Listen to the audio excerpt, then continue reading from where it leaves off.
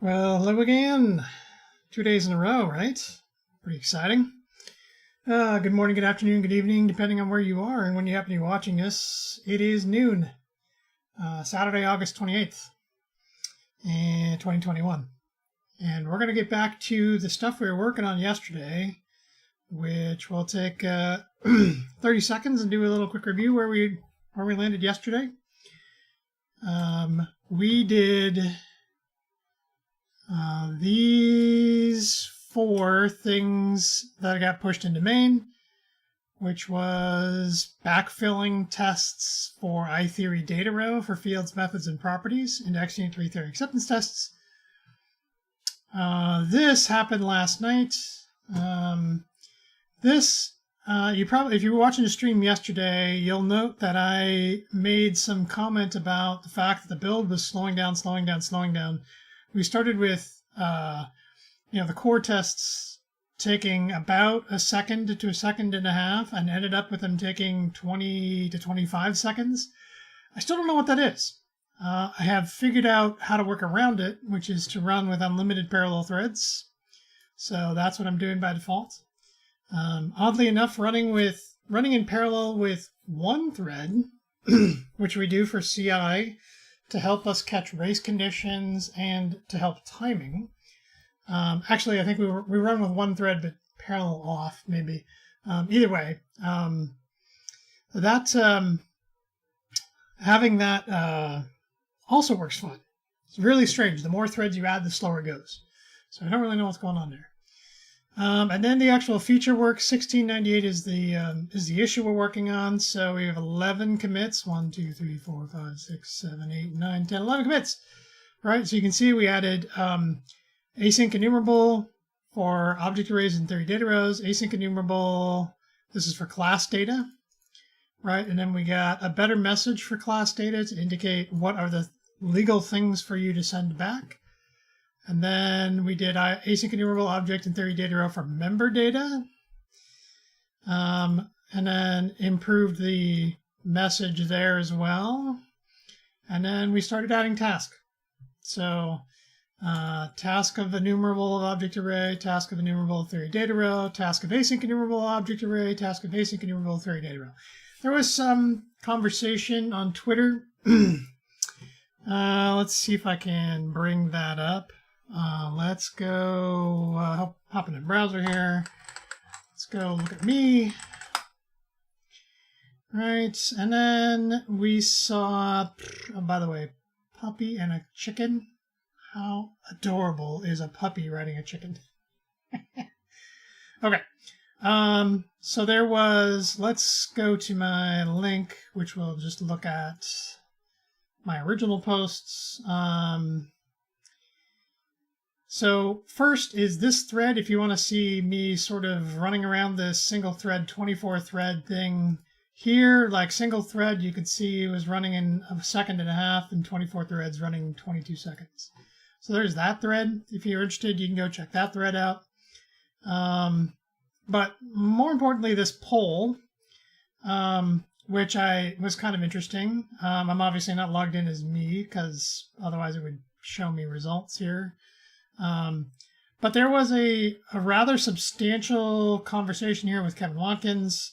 If you want to go look at this, I think we're arguing, I was arguing that we should support these, which I ended up doing yesterday on stream. Kevin is arguing that we shouldn't, or that he doesn't think it makes sense. I think I have use cases that make sense, but the other half of this is just the way that it got implemented. Right. If I look at this is basically our strategy for this stuff. Like I could take these out, but it's like it doesn't hurt that much to have these things in here. So whatever. That's where we are. You can go find that thread as well if you want. Start with the poll, and if you haven't voted in the poll, go ahead and vote in the poll. There you go. Actually, 3 notifications. Oh, I'm logged in as XUnit. That's why. XUnit is going to vote yes. Or XUnit is going to vote show me the results. There you go. So it's kind of split with no's outpacing the yeses by, it looks like 7-4, right? 35-20 would be 70-40, so 7-4, give or take. A little bit less than half as many. A little bit less than twice as many. Sorry, is the way I should say that. Okay, so there we are. So back to this. This is where we are. We're going to finish this up today.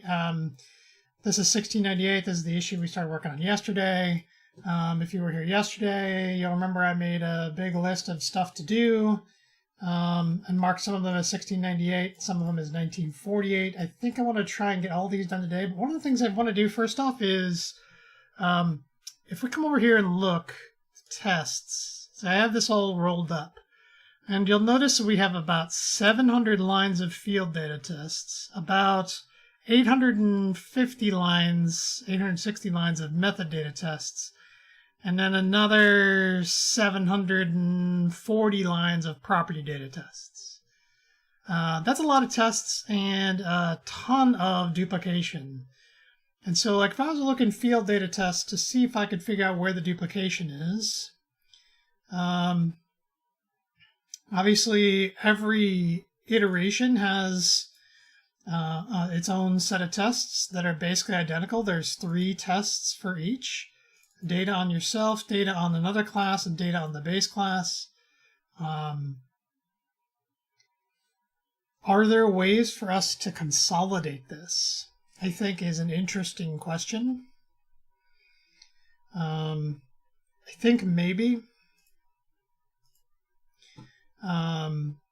We could, for example, so this is a field, right? And if I were to look at the property and the property version and the method version, they'd all be basically the same.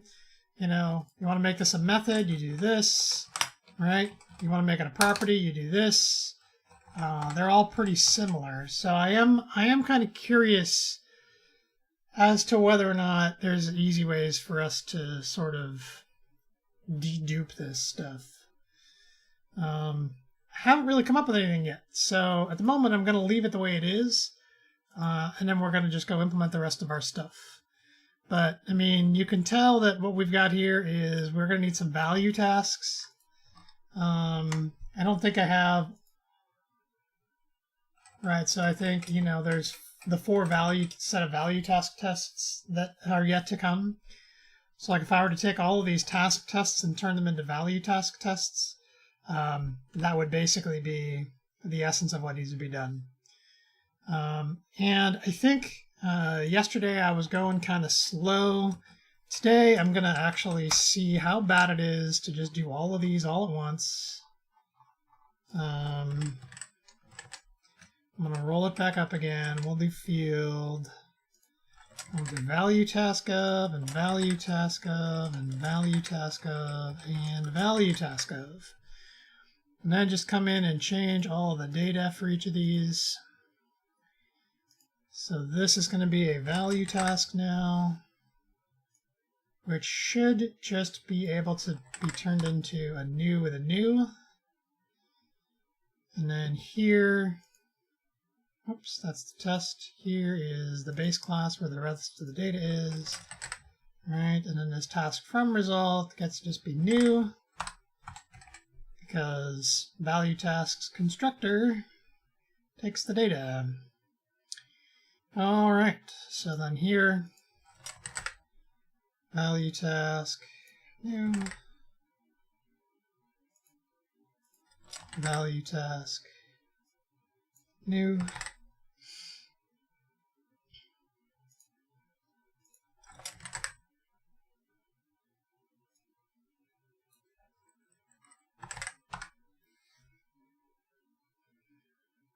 and then value task, new, and value task, new, and finally value task. Oops, that's the test. I want the data source, value task, and new. Now, if everything goes as expected, I should see 12 failing tests, right? I just introduced 12 new tests. They should all fail because there's no value task anywhere. And there we go. We have 12 failed tests. I wonder if it's easy for me to... Like if I make this bigger...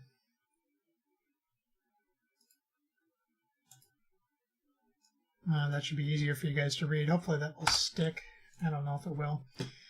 And then, in essence, we're basically going to do this. And then these are all value task, value task, value task, value task,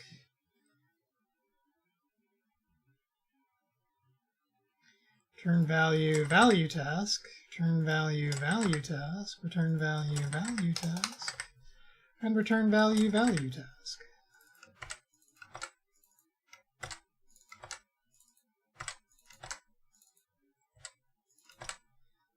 And else if needs to be an else if, not an else if. Okay, that should make all 12 tests pass, right? Wrong. Oh yes, names. Yes, that's true. 8 of the 12 have names inside of them. So let's go fix that. This one does. And this one does. And this one does.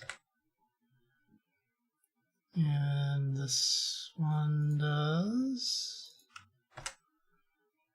And then this one does. And this one does. Okay, let's see 0 failing test, please. Did I miss something? I must have missed something. Field data. So there's value task, value task, value task, value task, value task, value task, value task, value task, value task, value task, value task. Okay. Value task, value task, value task. You know what? I think I didn't go all the way down far enough, did I? Did not go all the way down far enough. Value task. And then value task.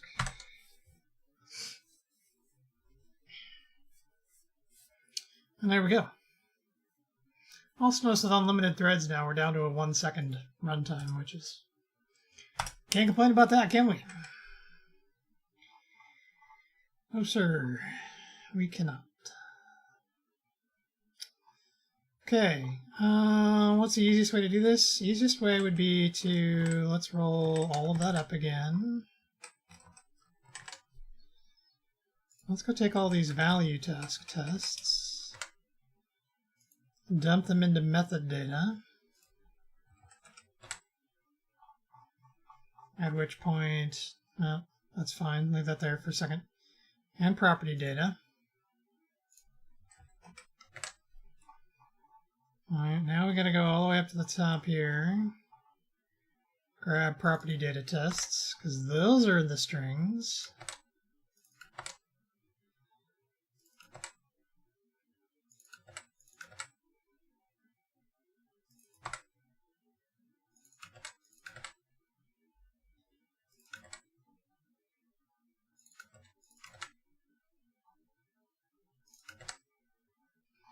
Okay, so that's all those. Now let's head back up to method data. Put all those strings in there. Then we just need to change the accessors of everybody.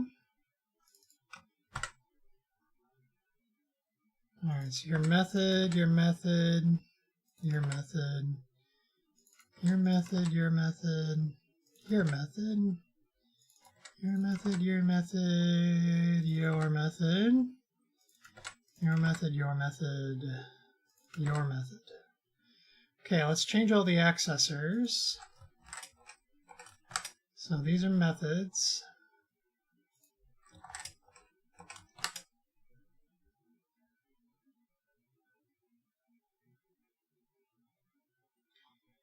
And I suppose in theory these don't need to be separated anymore, but I'm going to go ahead and leave them separated. It's fine.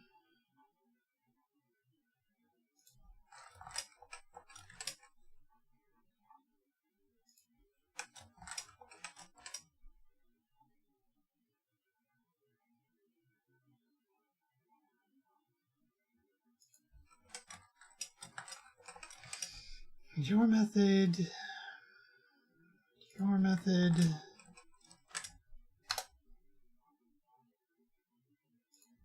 and your method. Go ahead and roll these up. Down to properties. You're a property. And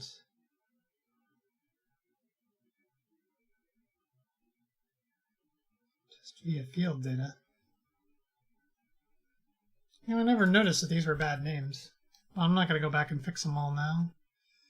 Or am I?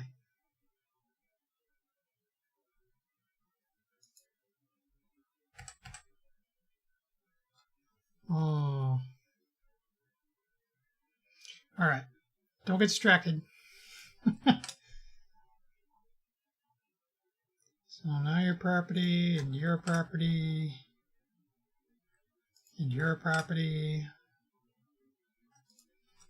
and your property, and your property, your property, your property.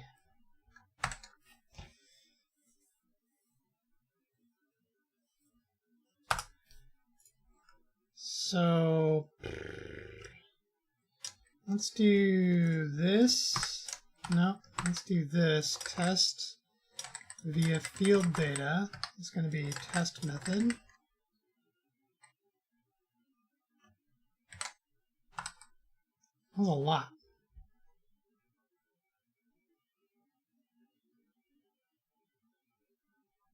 You know what? I'm not going to do that yet. I'm going to do that separately. Okay. So that feels like I did all four. Because I did all four.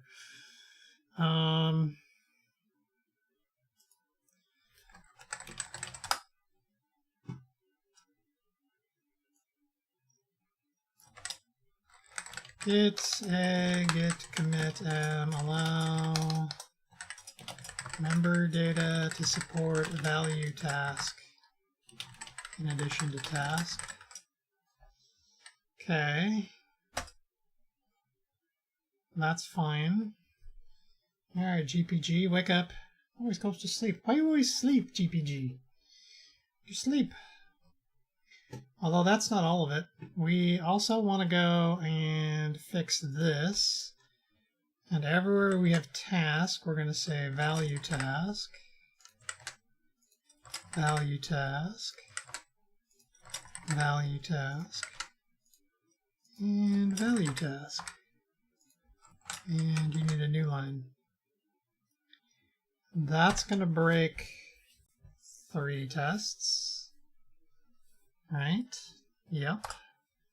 Okay, good.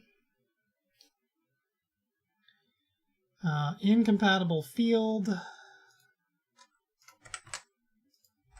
A value task, and a value task, and a value task, and a value task. An environment new line. We'll grab this, and then we'll go to incompatible method and replace that with this. Then we'll go to incompatible property And we'll do this with this.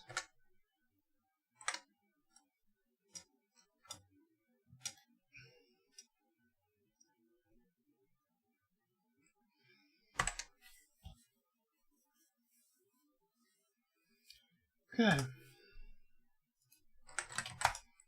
Let's add that and amend it real quick. Then we'll come up here and realize we forgot to put the issue number in there. We'll do this, 1698.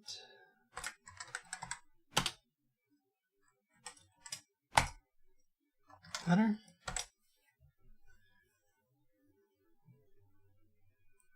So there's that. Oh, ignore space changes. That's good. Bunch of new tests.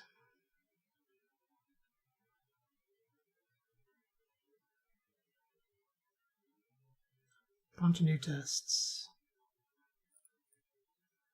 Sure. Bunch of new tests, bunch of new tests, bunch of new tests. That's great. What were the actual changes? Our 4 else ifs and our 4 strings. Okay. Let's go fix now the naming that I wasn't wild about, which was test via field data. Should become test method. And then test via property data should become test method. Am I breaking anything when I do this? Kind of curious.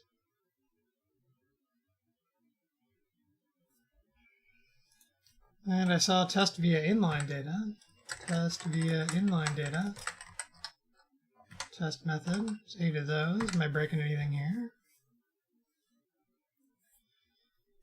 I think that's the end of my test via. No. How about that? Am I breaking anything there? Okay. Looks good. Okay. You're just going to be a whole bunch of renames.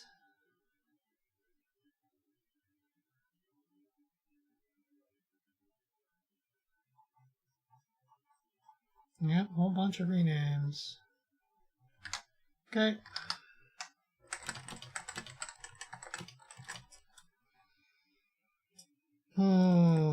Standardize test method names in XUnit 3 theory acceptance tests. Okay, let's do a quick build.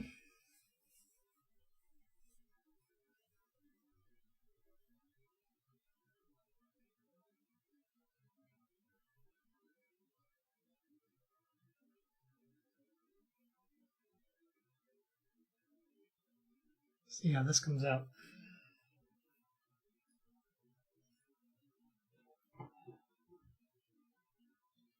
Okay, I'll be right back.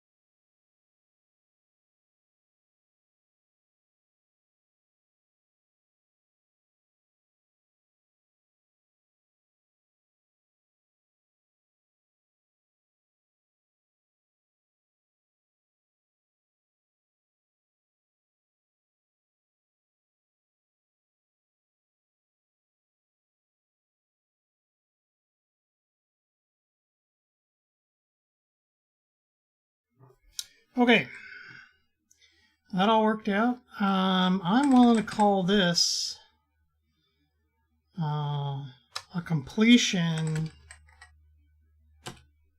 of this feature. I'm going to push this, and I'm going to go to main, and I'm going to merge it and push it into main as well. And then we're going to go over here. We can see, look, we have a bunch of commits. We're going to go ahead and close that. That's done. 1698. You're done. Okay, so I'm just going to go ahead and delete everything at 1698. Because we have finished everything at 1698. We have tuples left. That said, and that's this 1948. All right. This is tuples. I would like to see now what it might look like to try and consolidate these things down. All right. First of all, in acceptance test v3, let's run async. So we can do a type. We can do types. We can't pick methods here. I don't think.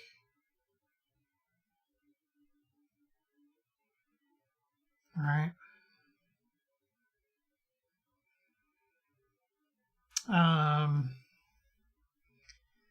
So what would the best way to be to sort of consolidate this? First of all, like incompatible and non-static, these are things that I should be able to do. So I don't have any member data tests class. I don't have a member data class test here yet, so let's do that. Member data tests, acceptance test v3. Okay. Let's start with this. Actually, let's copy this. Let's not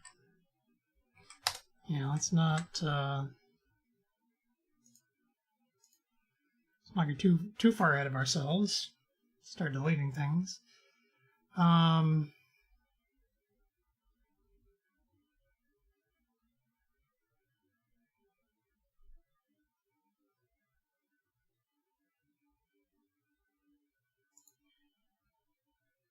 Class with non-static data. That's what we'll call it, right?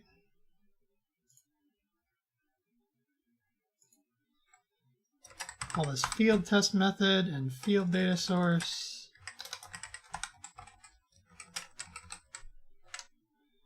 And then we'll call this method data source. And then we'll call this property data source.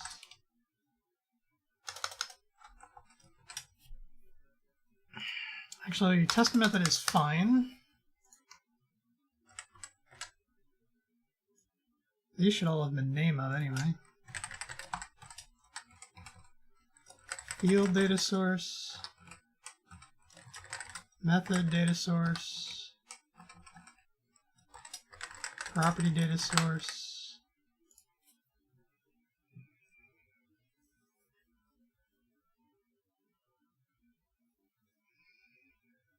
Okay, so these are all expecting singles. Let's not expect singles. Let's get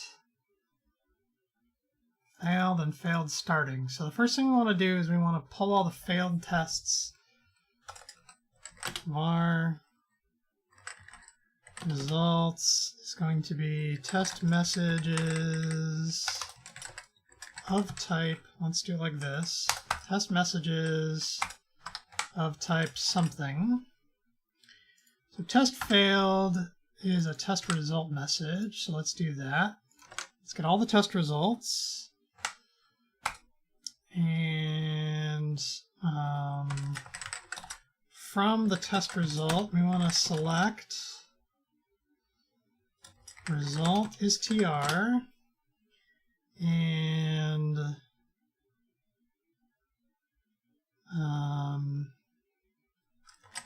display name is going to be this, basically going to be this. All right, and then this is that.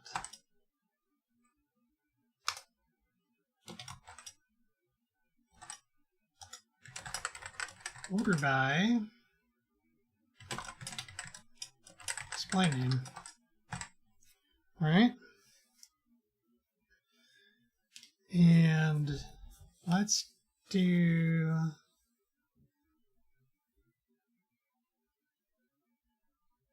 we expect these all to fail, so actually we can do fail.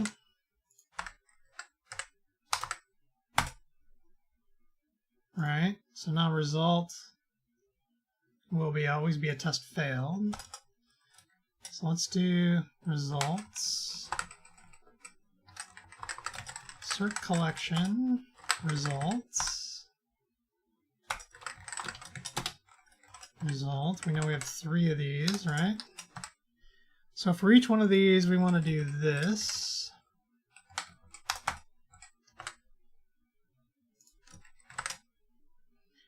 So this is going to be result. I'll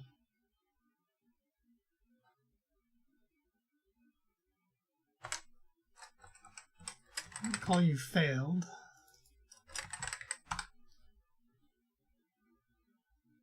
Result display name. Except I didn't pick a display name here, right? I picked the test starting, so let's just go get the test display name of that, because that is obviously what I want.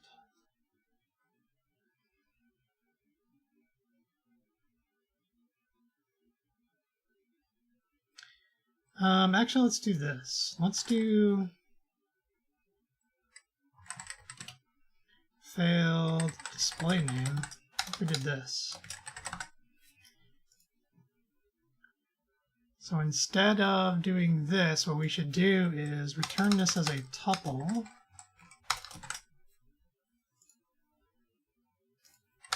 Or I think for tuples we do this.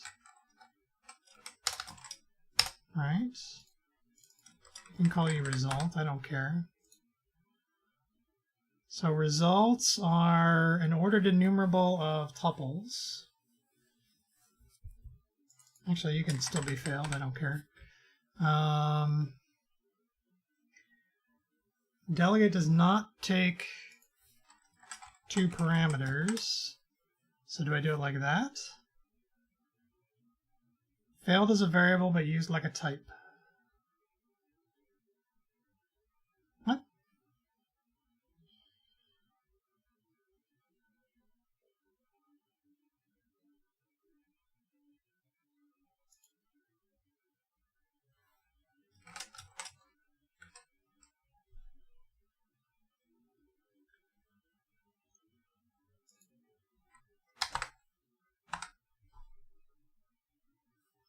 Type of namespace F could not be found. It's like you're asking me to... Okay. There's got to be a way to do this, right? C# anonymous lambda tuple. What do they call it? Deconstruction, I think, right? Tuple deconstruction.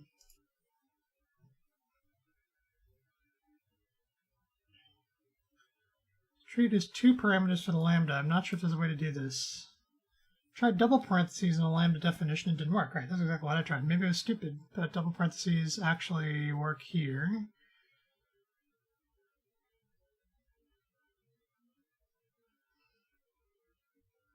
You'd at least expect it, but the C# doesn't.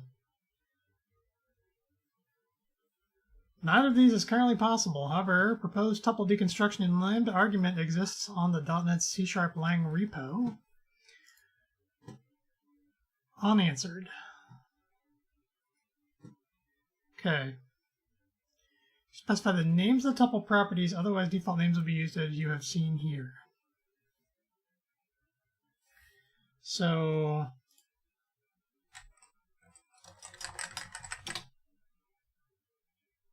I might be able to do it like this, right?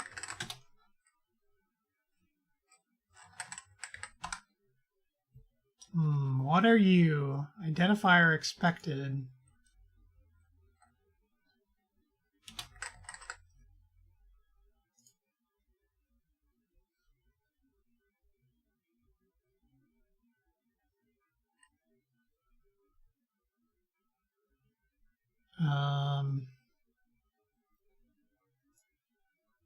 So could this just be display name? Cannot. Yeah, so apparently you can't do this. Man, that's a bummer. Alright, well, back to result. Actually, we can continue to use the tuple. Don't have to use an anonymous type for this. A tuple will work. As a result, failed. So we need this 3 times.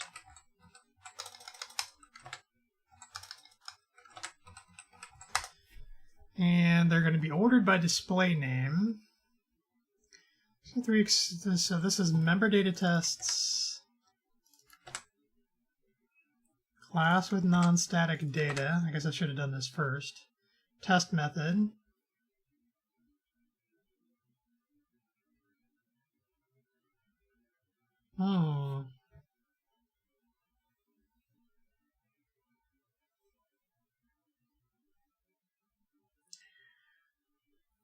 Should I sort it by...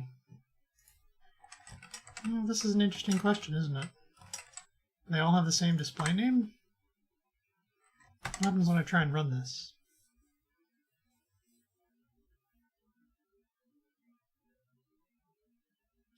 So we got one failure back. We got one failure back because as soon as we hit 1, it said no. That's fair.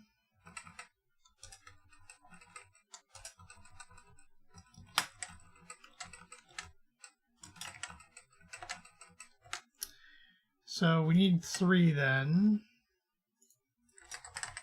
So you're going to be field, you're going to be method, and you're going to be property. So your field test method, method test method, and property test method. Could not find public static member blah blah blah named field data source, method data source, property data source on member data tests, class with non-static data. How about now?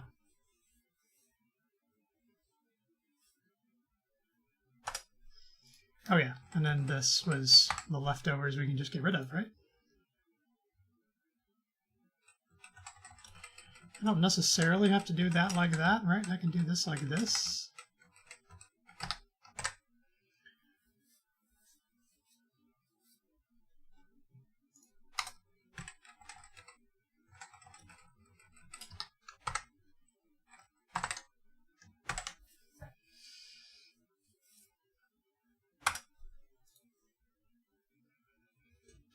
So is that better than 3 of these? I think it's better than 3 of these. Certainly better from the perspective of we know acceptance tests are slow, right? Because if you look inside the acceptance test, what it does is it literally fires up the entire machinery of XUnit.net. Which, by the way, if you ever wanted to see what the smallest amount of runner code is to be able to run things, well, here it is. Right? Given a type, we new up a test framework, create a discovery sync, we discover, we go find, get the discoverer, go find each of the types that we want, right? And we add it to our discovery sync so that our discovery sync will then contain all the discovered tests we have. Turn those into test cases through serialization, not fast, right? And then we say, here's a bunch of test cases, go run them. So we literally have to serialize and then deserialize on our way back out. Do we have to do it exactly that way? Maybe not. Like if I were to look at XUnit test framework executor,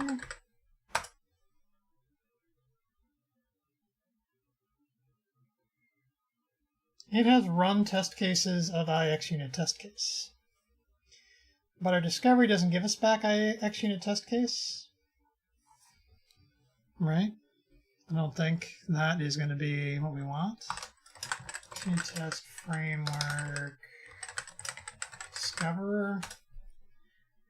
Is there a way to get test cases out of here? So this thing is going to report a discovered test case. Given an I test case, it's going to turn it into a test case discovered. And there is no actual test case in here.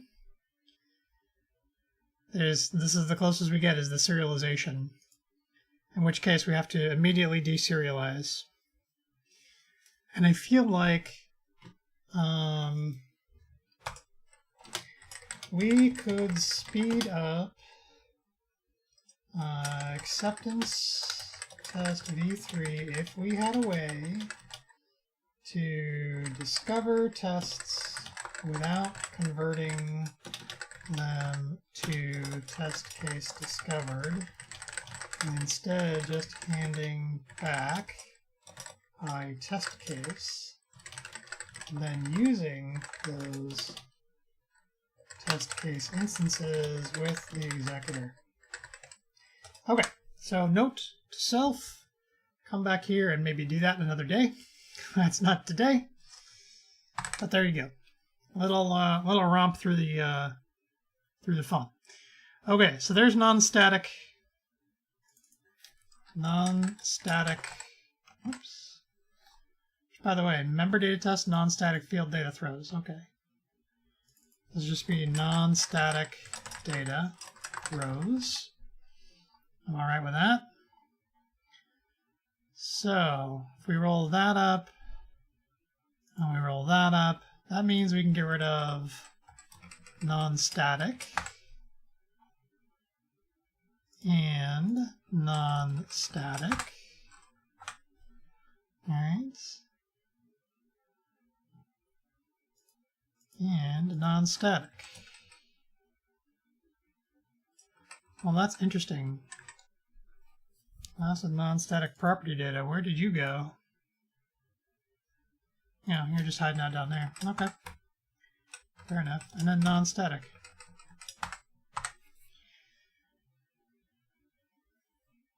So we have incompatible property and property data. Why async void and not async task? Good question, Frederick. So we support async void because basically it's a pit of success, right?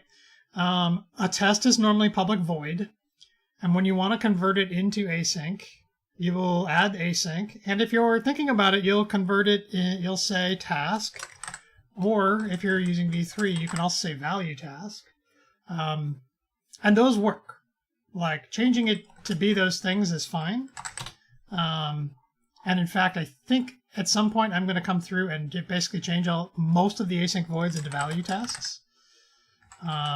Because at some point in the future, I'm also going to selectively remove the async void. What is it called? No, it's our other sync context. The async test sync context. So in order to make async void work, we have to have this extra synchronization context in here. But what we could do, like right now, we sort of unilaterally always put this sync context in place. But what we could do is say, if the test method is void, and it has the attribute on it that says I am an async method, then we can use this async test context, sync context, but otherwise get rid of it. So I probably will come through and actually change all these to value task. In fact, I might as well start doing that now with all these, right? Go ahead and change all these to value task, and then once I can make that, then I should get some small but meaningful performance improvement whenever I have tests that aren't async void.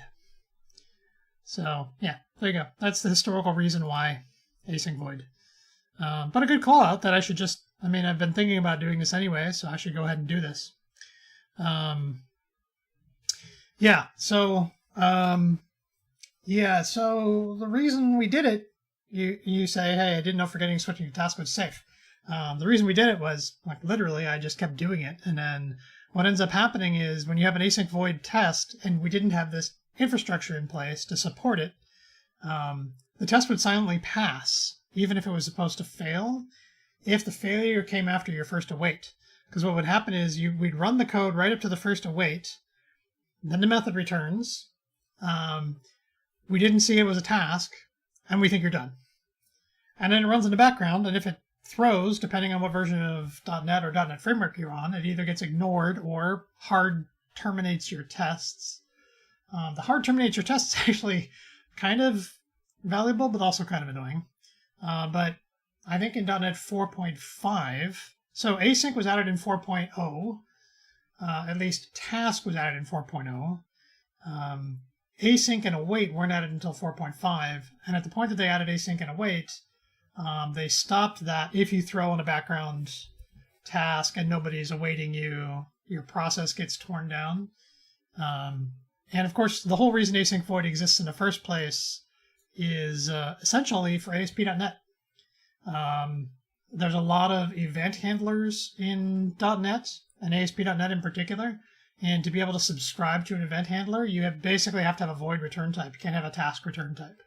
So they added async void essentially just to support that.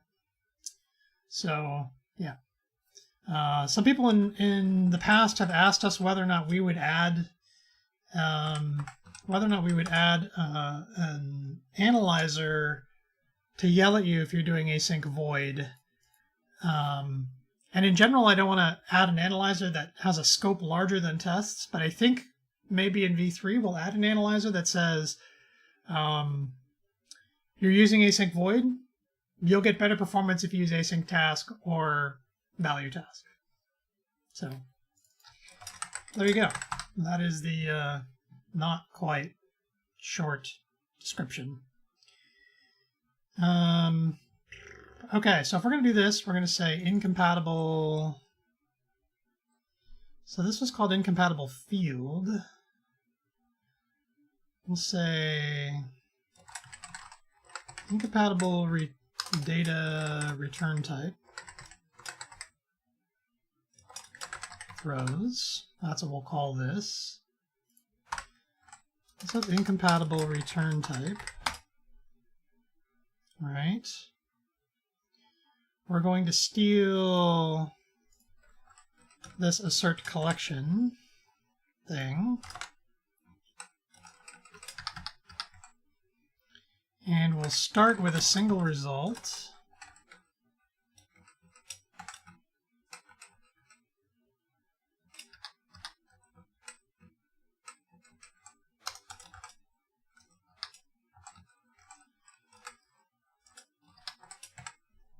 For a single test, right? And then this will be results, display name, result failed, result failed.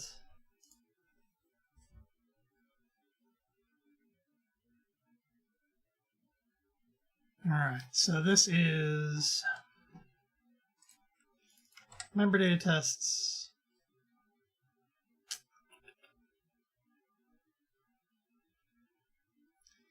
Kind of feel like I want to do this slightly differently. I might want to go change this too, right? Because this is the same and this is the same, kind of. I don't know. I really want to try and reduce duplication as much as I can so that these tests are easier to maintain. All right, class of incompatible return type, member data tests, incompatible field. So this is a field test method.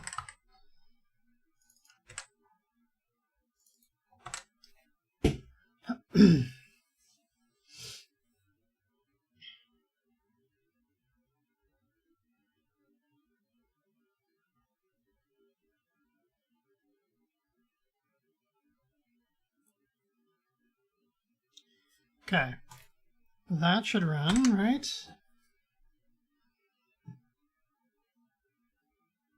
I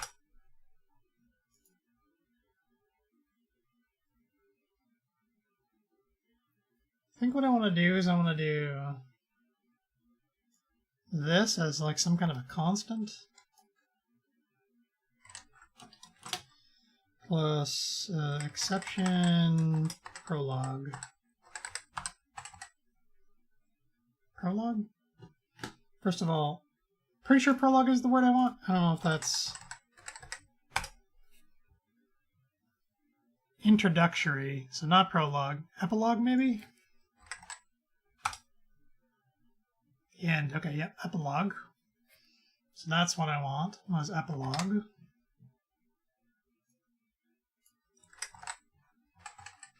And then we'll do var exception epilogue is that. Is that. That will make this a little bit more palatable, yeah. It's still a pretty long thing there.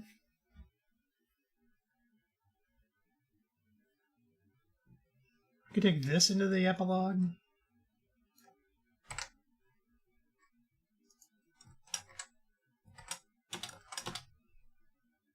That'll help a little bit.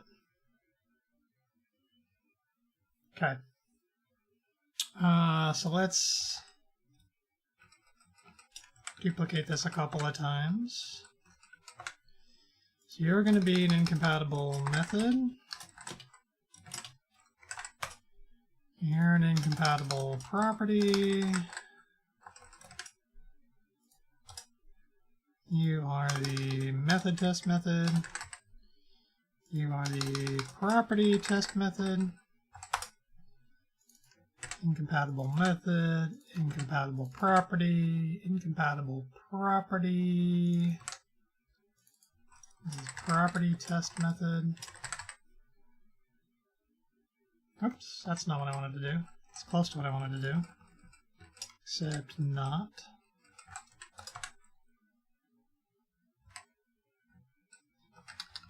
Okay. And then that. So you're going to be method test method and incompatible method. You're going to be property. Oh. You're going to be property test method and incompatible property.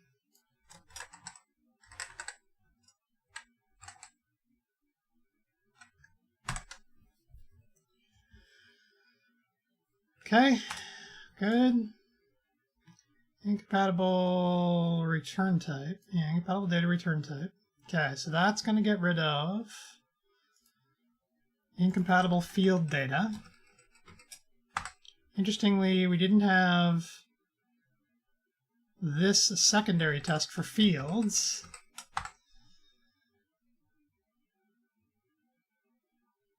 Which is fine. It's one of the values of being able to copy this up and reduce the duplication. All right.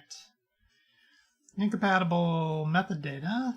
So we called this incompatible data return type.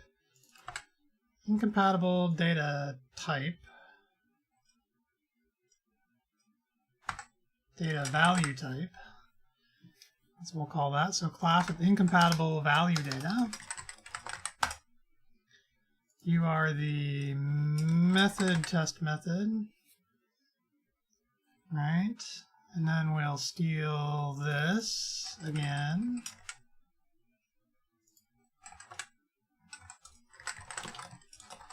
And we'll do this again. And move you up here. So your member data tests are a class of incompatible value data. Incompatible method data. You are result display name. You are result failed. You are result failed. Okay. That should pass. Ooh. Almost. Almost passes. There we go. Okay. So you, we need to duplicate you a couple of times, right? You'll be field data. And you'll be property data. So you're the field test method. Incompatible field data and incompatible property data. We'll go to the property test method. And then we need 2 more of these.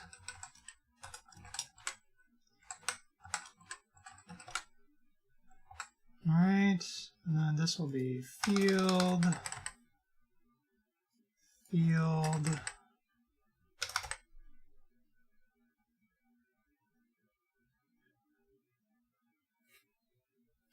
property and property.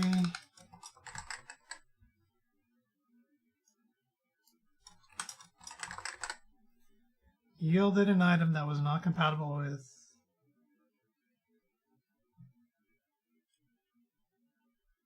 Yep. Okay. That all passes, right? Good. So that means I can go down here and see, I can roll you up. Keep you open. I can roll you up. Field data didn't have this. Method did. Property did. Okay. So we have now, I think this is essentially field and property just have all of these. These 16 of these, right? 1, 2, 3, 4, 5, 6, 7, 8, 9, 10, 11, 12 of these. Sorry, 12 of these.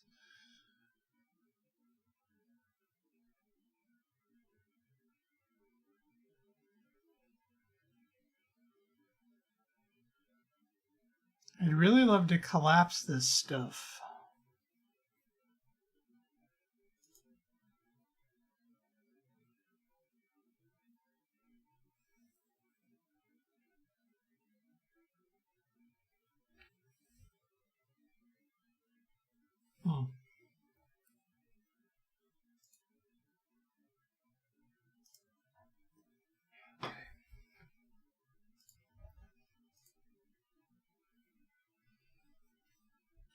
Okay, I don't think I'm going to do it on field. I think I'm going to pull, this is method, I think I'm going to pull property.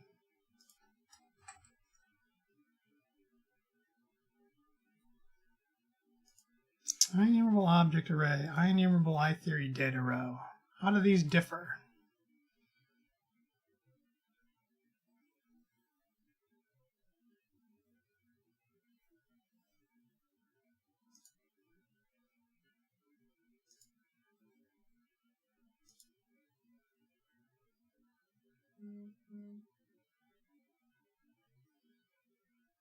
These could just be IEnumerable and do yield returns and just throw data in there that comes from 3 different kinds of data sources.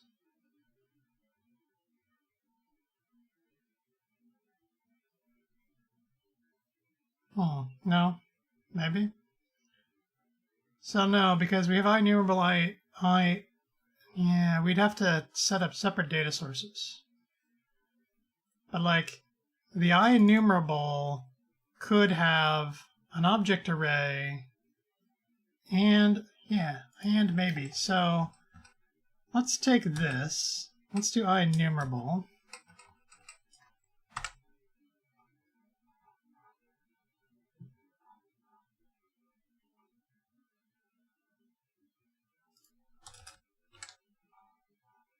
Let's call this IEnumerable. IEnumerable tests.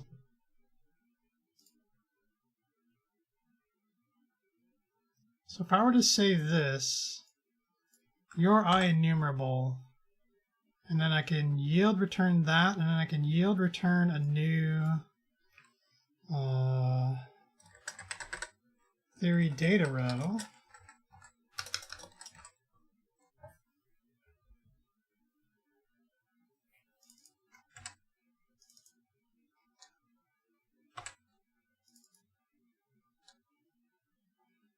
Oops, these are member data tests. IEnumerable tests. Member data tests. IEnumerable tests.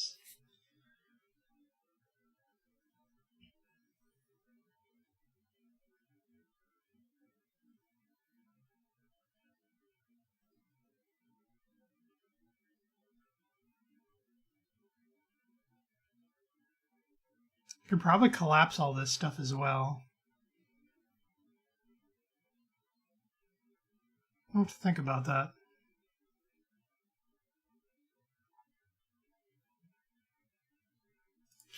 All right, for a moment, let's comment these out.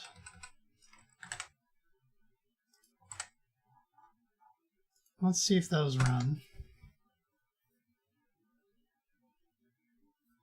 They do. It's a good sign, right?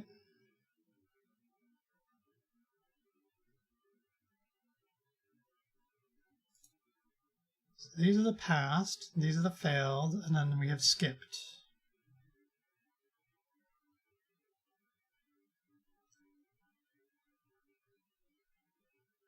We have skipped because theory data row can skip. So if we were going to do this, well, let's do this.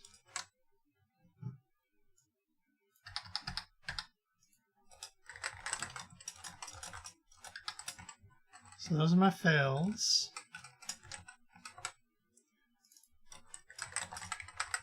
These are my passes.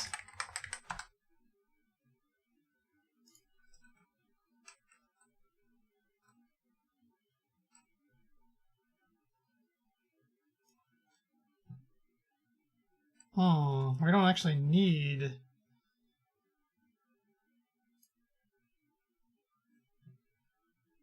we're just going to select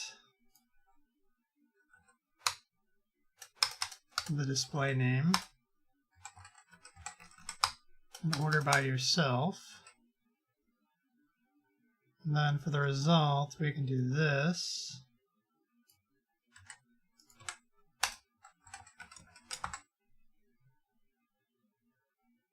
All right, so you'll be display name.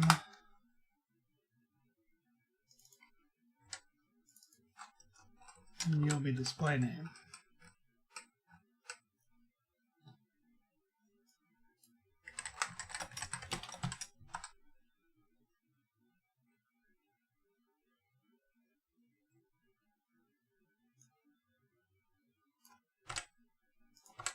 So there's display name.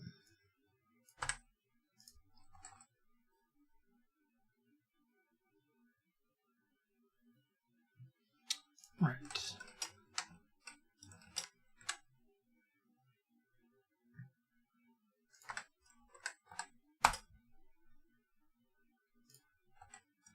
then empty for skipped.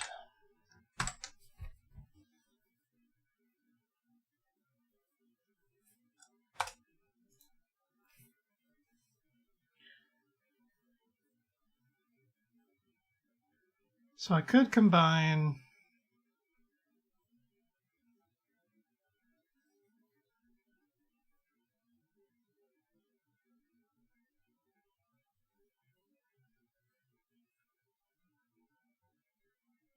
all three of these, just having different data sources.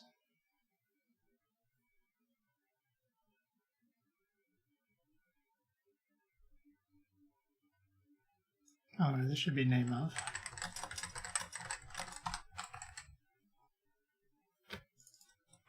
It can be value task. Did I remember to value task everybody? Didn't.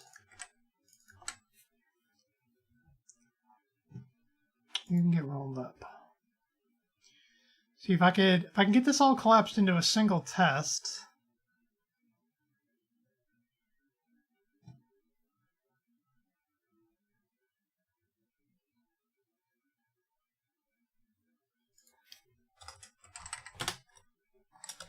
My enumerable other source.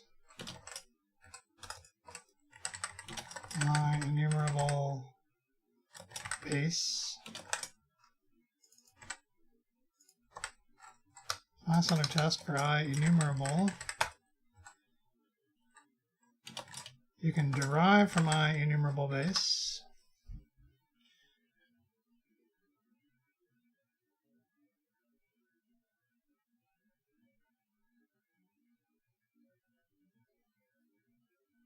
We could do, this is what comes out of base.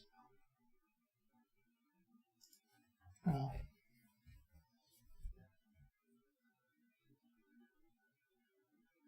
we could obviously simplify these things. We don't need to have 3 data values.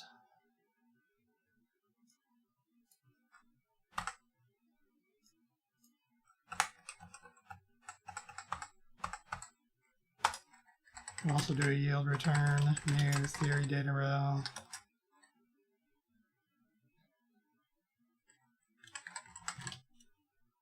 Null.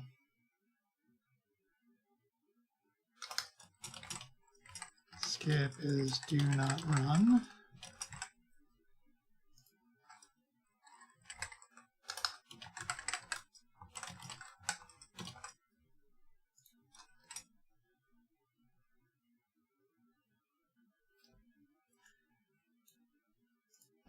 What if I did default string? All right, now you won't complain and I don't have to write a weird syntax.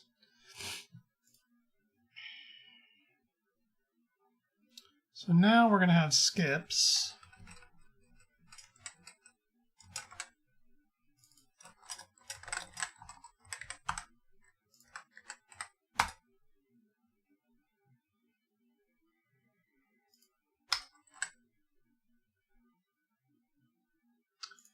Okay, make a Visual Studio cry.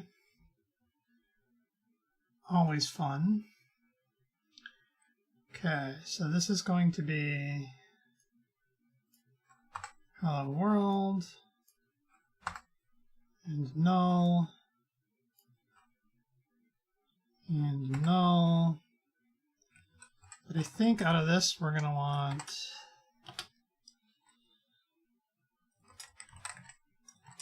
reason to be something and a display name to be something.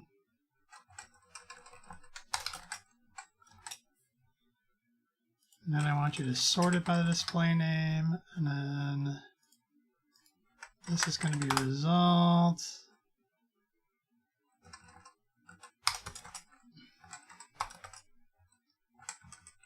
Display name.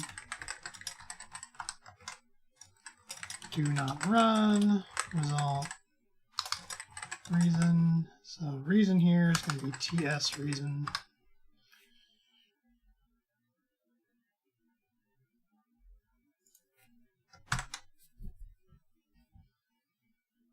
Oh, those all have the wrong names.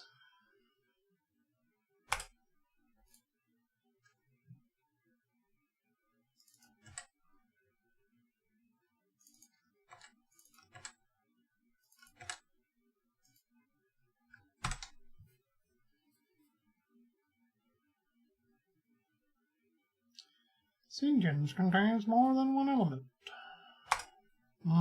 Yes. Trying to find the unique ID. Unique ID is probably related to this.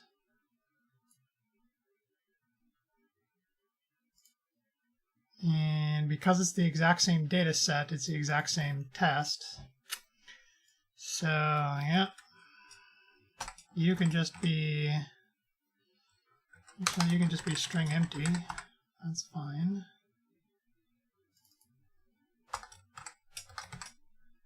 And then our test can basically say assert not null, assert not empty.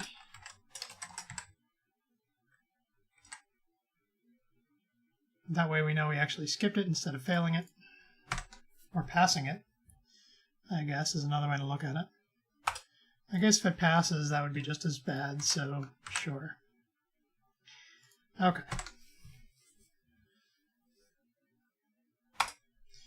So that's good, that's passing now. So if I start adding more data sources,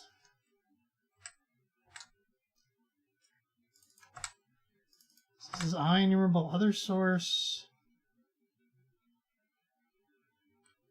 We need a data source for that as well.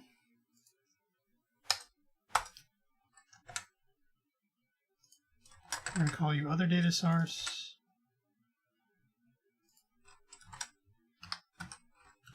And your member type is type of IEnumerable other source. And I think what we need 1, 2, 1, 0, yeah.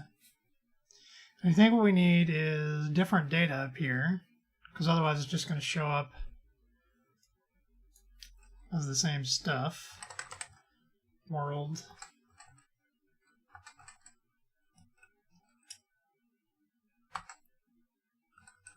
All right, so I think we could do, yeah, we can do that.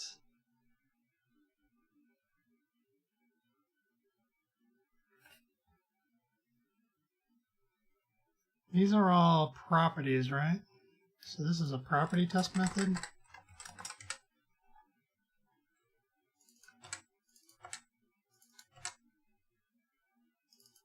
From their source.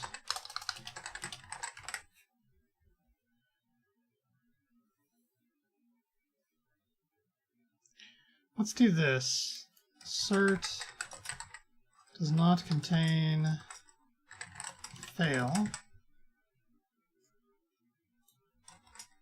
I will fail.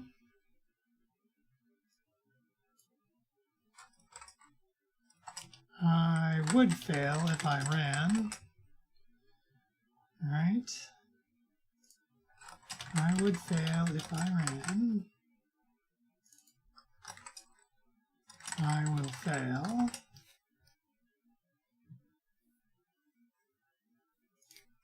Hello from other source.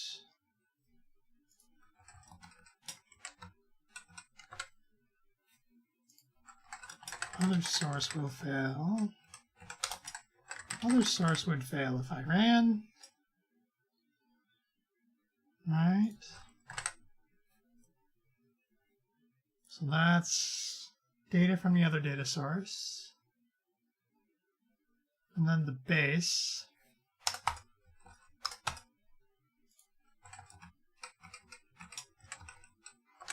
So you're going to be the base data source. Hello from base. Base will fail. Base would fail if I ran. This is a property.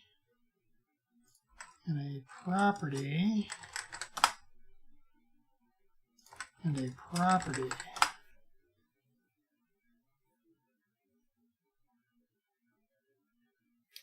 So then we need that.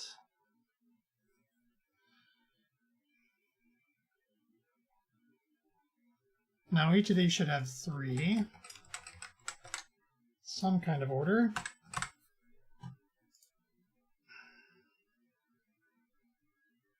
Ordered by display name, so we get hello from base, hello from base, and hello from other source.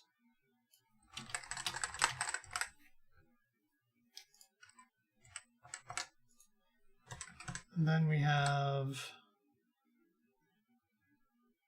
I'm not sure that I actually care about the skip reason here. What are you offering to do? Inferred member name? Okay, well, whatever. I don't know that I care about this. I know it skips. I have other things that test that skip reasons get set. Yeah, I don't think I care about this. Let's just do this.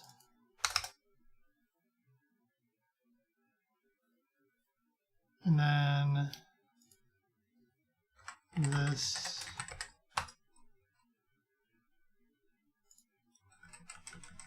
And we'll tag this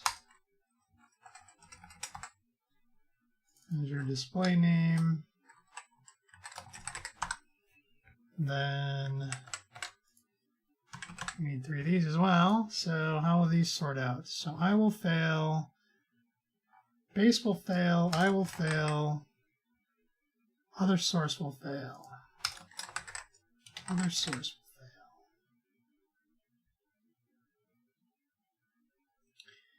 And then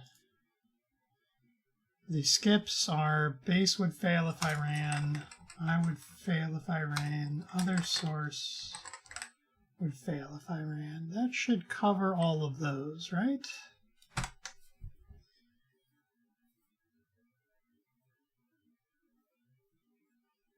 Okay, hello from, okay, so space comes before commas. Fine.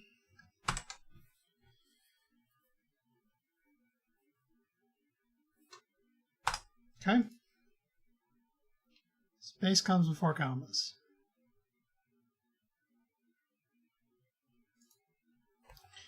So that means I can get rid of all these tests. That's all covered now, more extensively, because everybody gets an opportunity to return object array and a theory data row. This whole thing is now just a test. So this is data from I enumerable is what we're going to call that.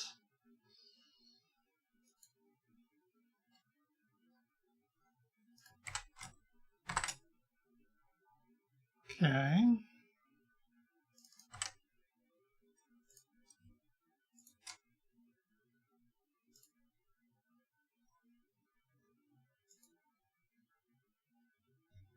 That can go away.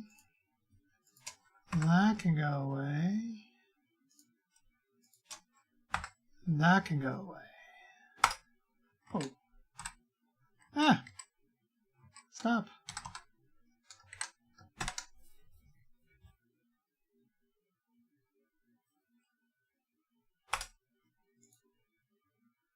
Now,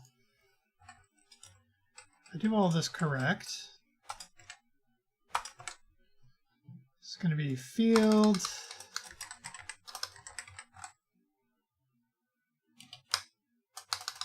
field-based data source. It's going to be, let's see, what's the easiest way to do this? I'll call you a new object array.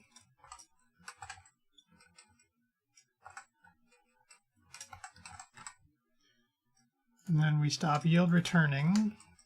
Inside that object array, we have that, and that, and that.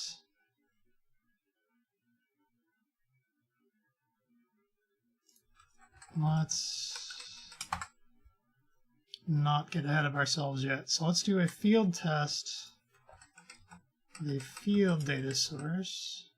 That's from the base, right? Field-based data source. So this is our field test method. This is the field data source, the field base data source, and the field other data source, which obviously we don't have these yet. So from field base, field test method, we should get one of those. Well, actually, really, one of those, and one of those, and one of those. So you're a field test method, and a field test method, and a field test method, yes.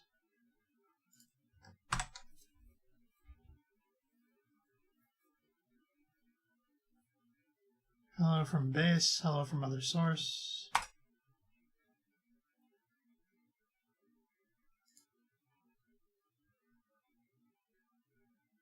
Why? Wait, what?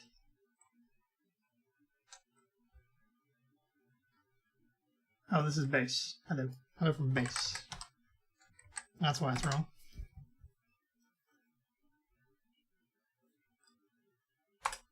Okay.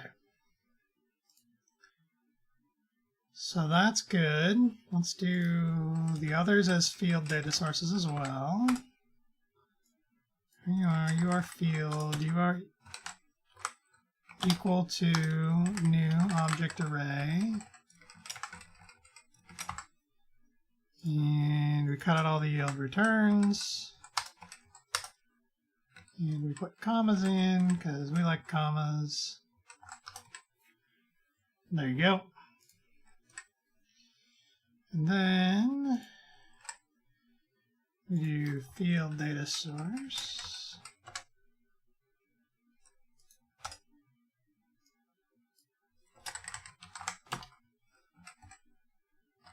New object array. No more yield returns. Commas. You guys can come back now.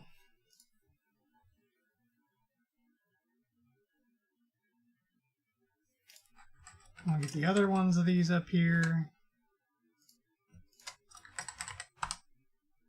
Whoops.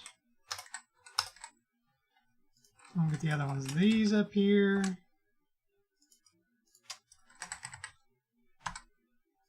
And we'll get the other ones of these up here. Let's change this first. Field. That's twice I did that. Clearly not getting my finger off the shift fast enough.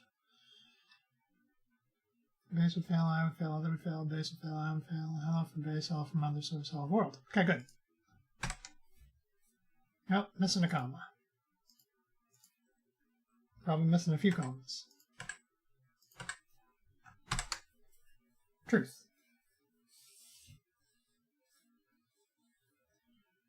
Okay. Now all I need is this with method. And this with method. And this with method. Whoops, I should have copied, pasted.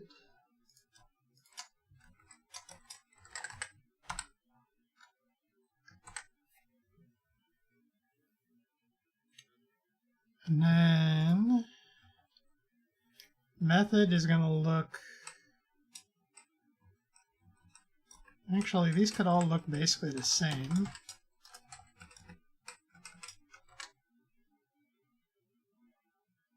Probably should all look the same. Oops.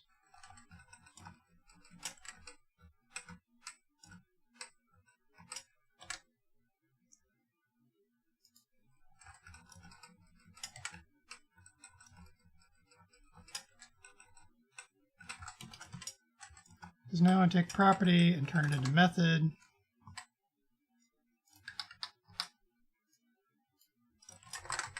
Which is basically just that.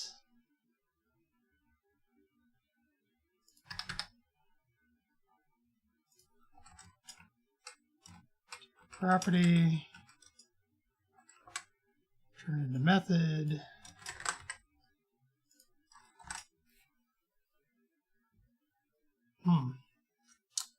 See, I can even simplify this better, right?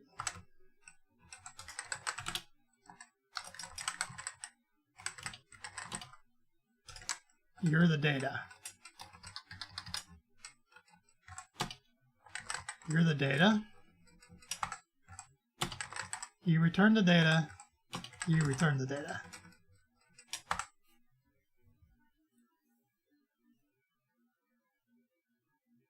Yeah.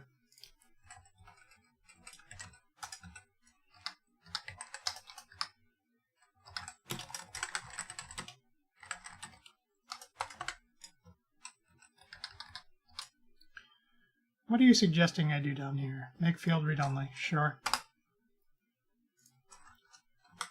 Why not, right? You're the data. You return the data.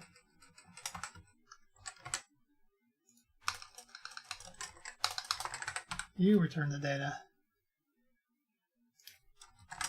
It's a method. Okay.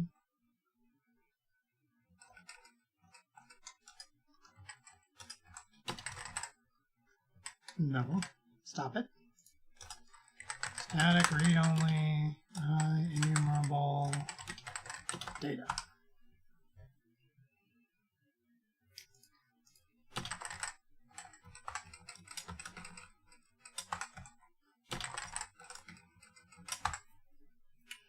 Okay, now I need this for methods. Okay, that was not paste, that was build. This is the method data source, this is the method base data source, this is the method other data source, and this is the method test method. Okay, now all gonna run. Looks good. I'm gonna roll you guys up a little bit. IEnumerable object array and theory data row gone. IEnumerable object array and theory data row gone.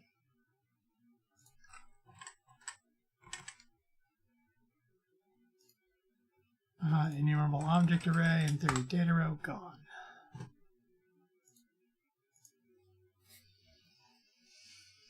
Okay.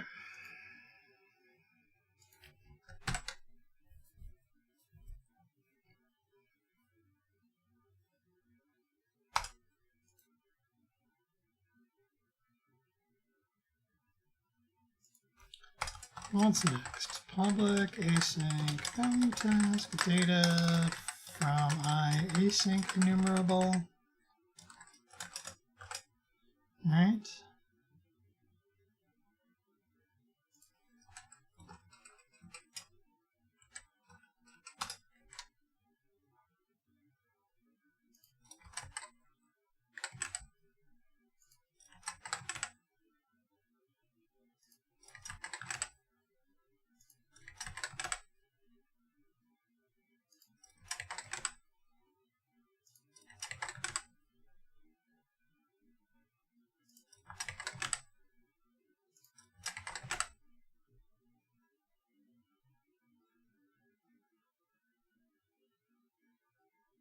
Okay. There's a method to my madness. So we're using theory data row here twice everywhere. I'm about to change that in just a minute when we do tuples. All right, I'll come through here and I'll change these theory data rows that don't need to skip, because skip is why I need theory data row. Change this to a tuple and watch it fail. And then fix it. Okay, so that's all of that. We just need to make everybody actually async enumerable. All right, you guys need to be async enumerable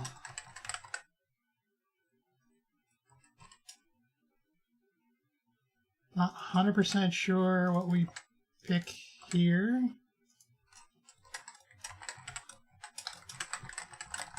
That doesn't exist. We can go write it though.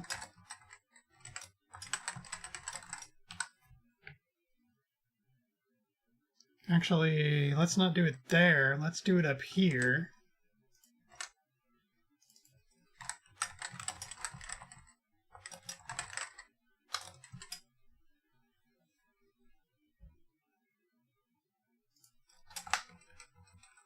And you guys can stay here.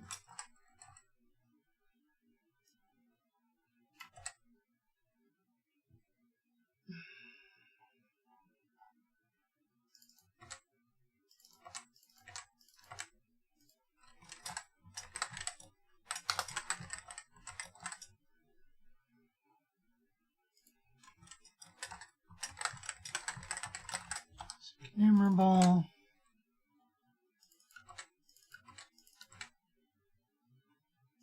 So we just need this. Go into our common tests, utility.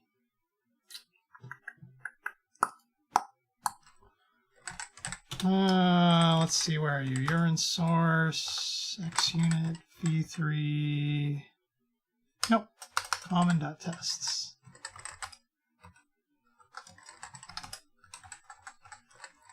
We will throw enumerable extensions in there. Public static class enumerable extensions. First of all, does that conflict with anybody? I might already have an enumerable extensions in the global namespace.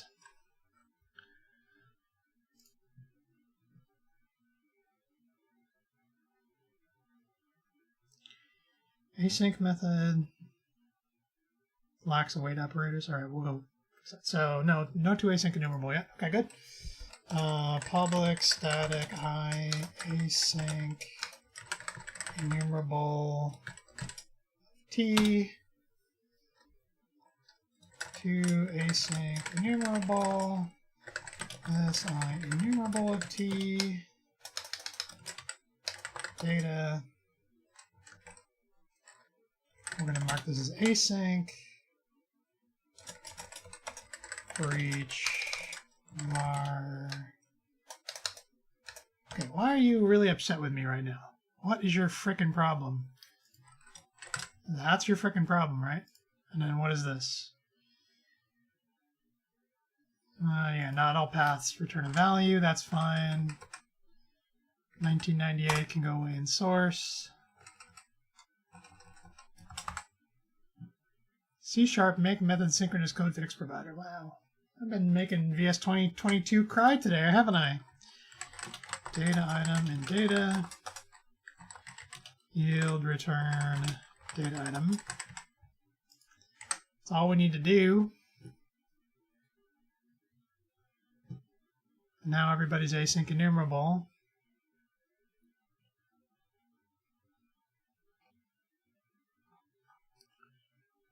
Right, so data from enumerable and data from async enumerable is going to look really close.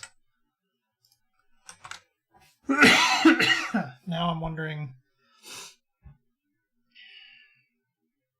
if I can data drive this test through types. Bet I can. Async enumerable. All right. Okay.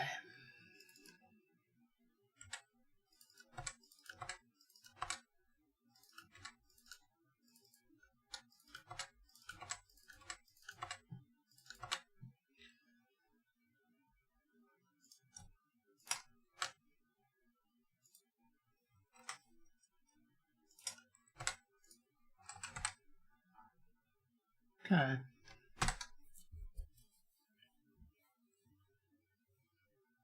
Okay, that looks good. Now, we know this test looks pretty much identical. The only thing it changes is the type and the type name that gets printed out here, right? So let's do this. We'll do theory, inline data, type of this.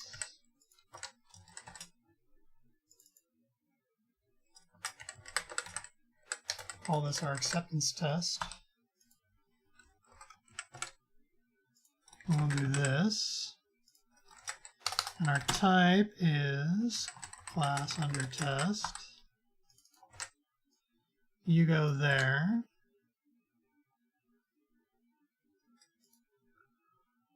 All of you get turned into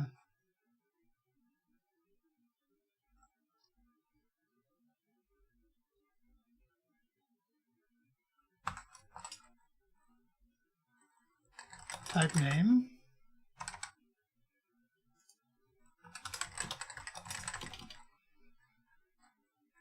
Class under test, full name. I guess that's not worth having its own value, is it? That's just a simple property accessor.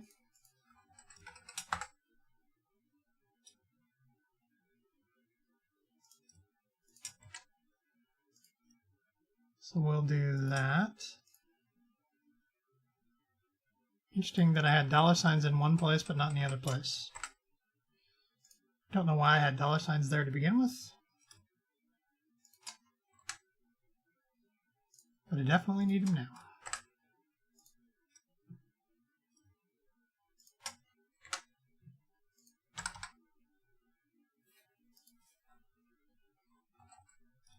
Right. Now I don't need you.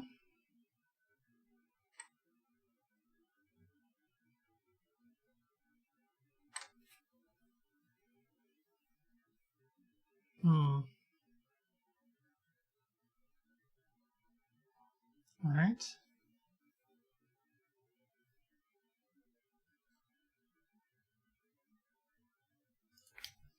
Okay. Love it.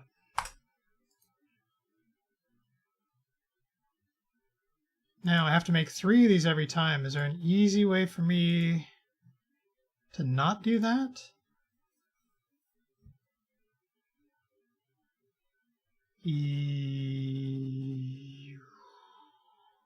Yes. So if everybody has this base class,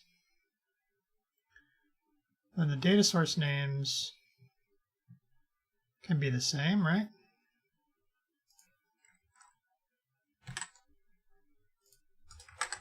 Static read-only I async enumerable object async data data.toAsync. Let's see, what was it? ToAsync enumerable, right? You can just be object array.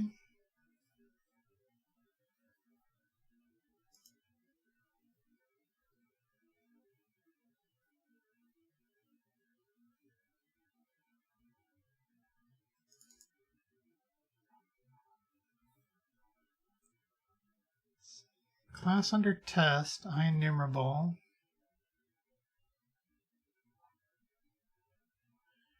Your base type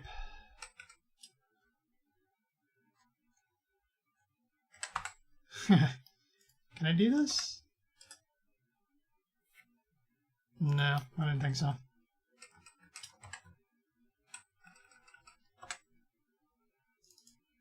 See, database, other data source. I think that's how we'll do this. So you are database.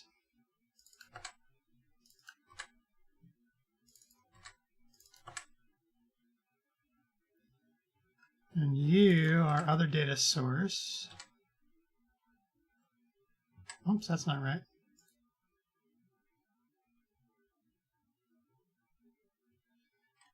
This was wrong. This is supposed to be like this. Other data source.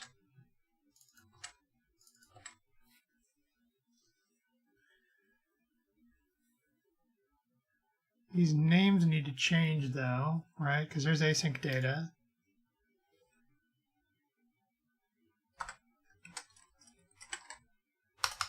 Oh no, that's bad. Oh no, it's not. That never shows up here. Okay, that's good. Enumerable. Enumerable. Enumerable.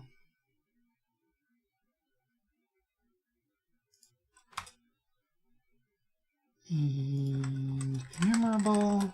I don't know why I didn't copy that. Let's fix that. I wish you were faster renaming things, Visual Studio. Actually, I just generally wish you were faster, Visual Studio. If I'm being 100% honest.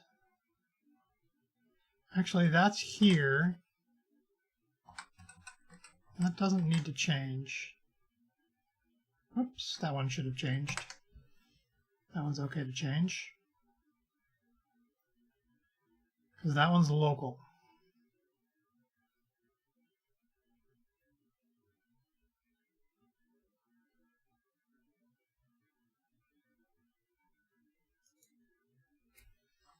Here's a good idea. What if database exposed? Oh no, I can't because each of these is different. Never mind. Okay, that's fine. Classroom test.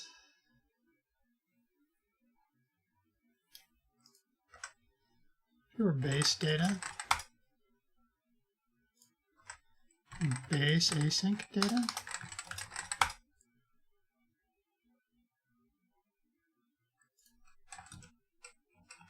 And then this data goes up into the base class because everybody's using the same base class. You can be protected.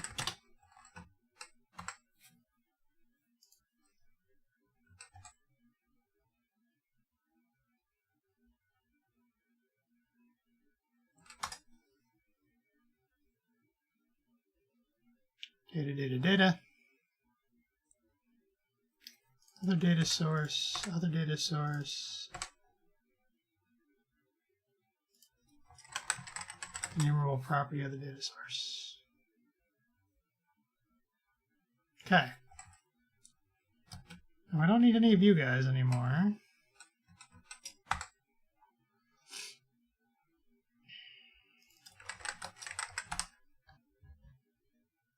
I don't need data because now you're a conflict.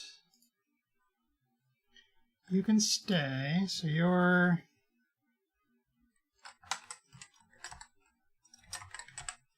to async enumerable. Yeah, data here should be an object array.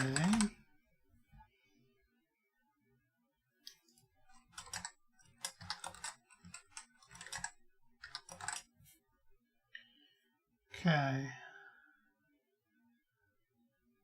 So this should be async enumerable, enumerable,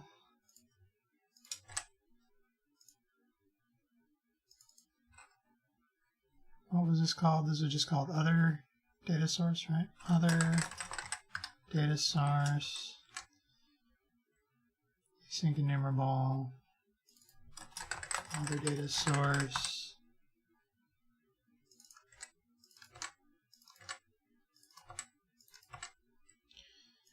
And we'll throw async enumerable in the front of everybody.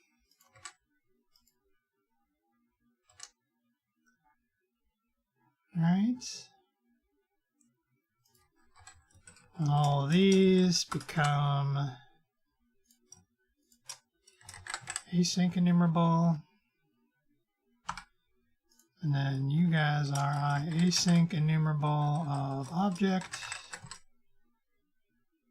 Is base async data.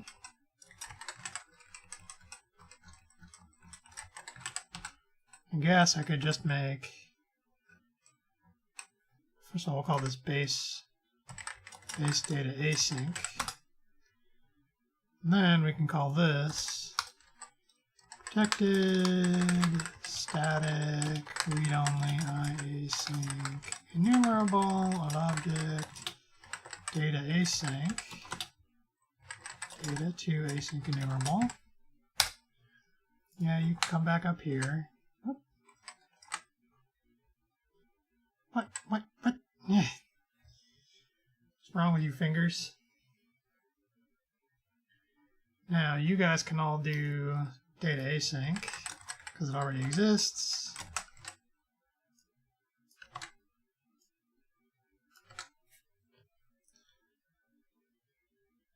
Right.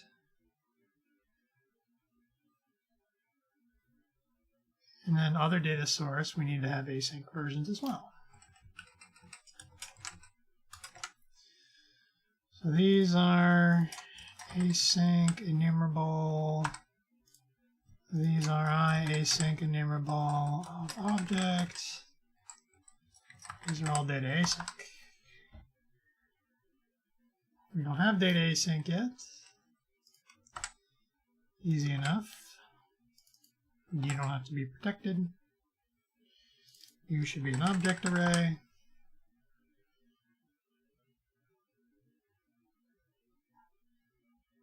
Okay. So now we just have sources, standard sources, and a new class under test, and a theory.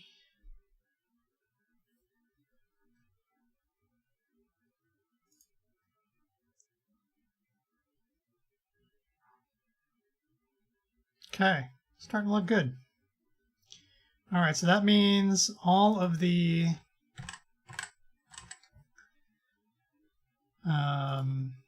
async enumerables are now done.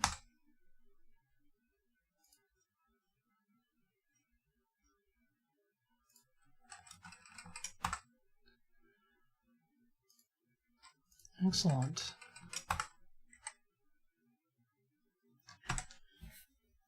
Which means we can skim that back down a little bit. Looking good. Okay. I'm going to need a few minutes, so I will be back.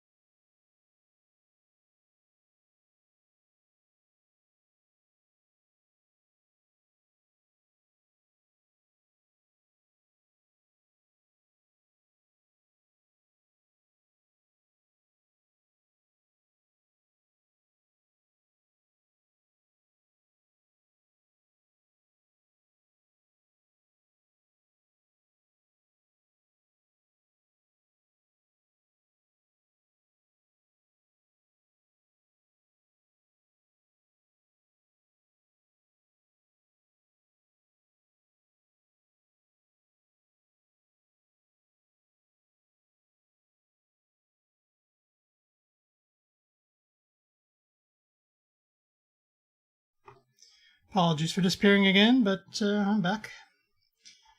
And everything ran. That's good. Like to see that. Okay. Starting to like how this is panning out. Alright, so I should be able to now take each of these things. Alright, so I was saying now, task of IEnumerable. Task of IEnumerable.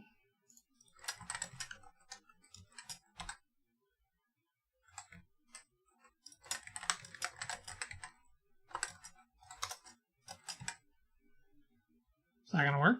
Of course not.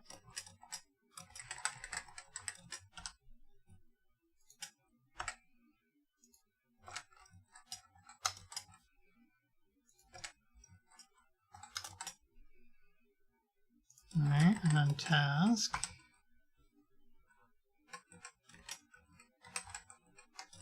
And then task.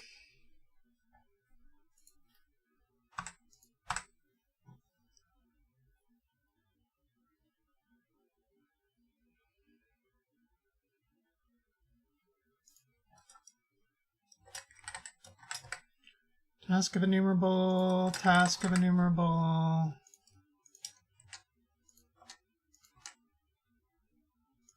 Task of enumerable, task of enumerable. All right. Do this. Tap, tap. Sheesh. Task of. Task from results. IEnumerable. Data. And then you are task of IEnumerable. Right? Same thing here. Task. Task of. Task from result. IEnumerable. Right.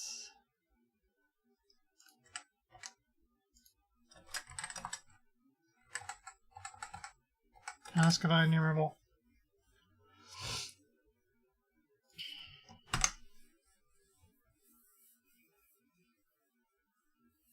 Oh, one failure. Isn't that interesting? So the acceptance test for task of IEnumerable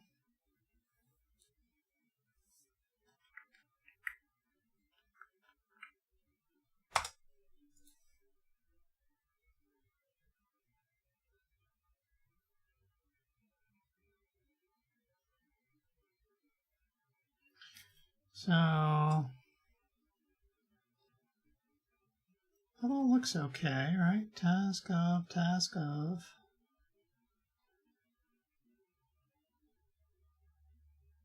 base data, async.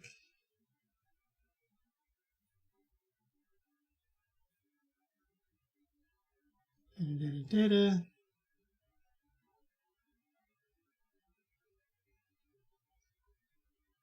Data.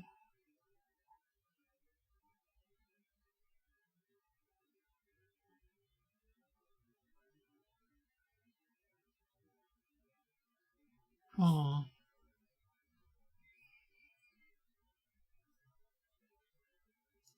So we've got nothing that's, where were we?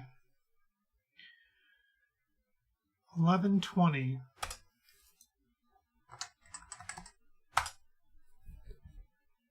So we didn't get anything that passed.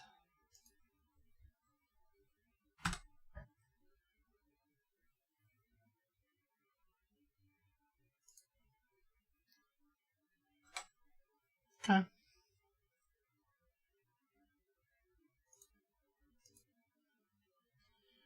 Layout.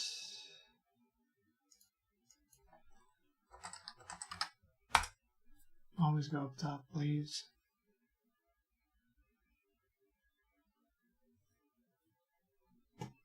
Are we broken? We're not broken, right?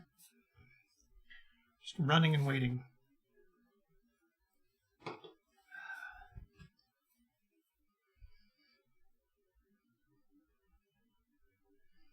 Running and waiting for what?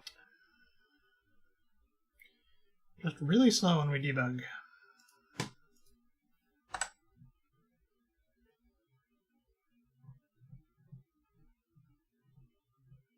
Wow, it's incredibly slow when we debug.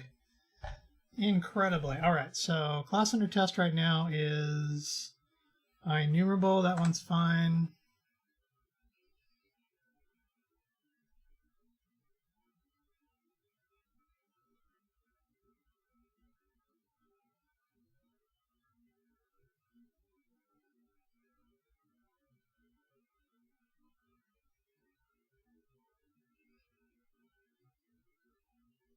I'm seriously not even going to wait.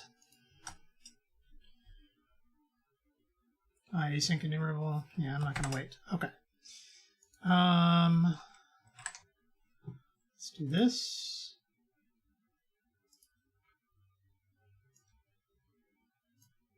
Move you over here, make it nice and small. Well, smallish. Wow. This looks very different.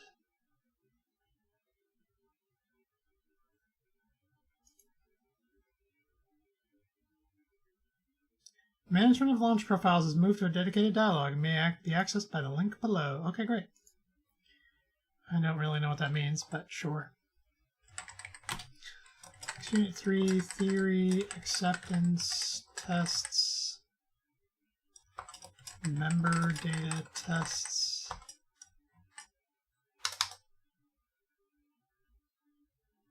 So let's just run the acceptance test.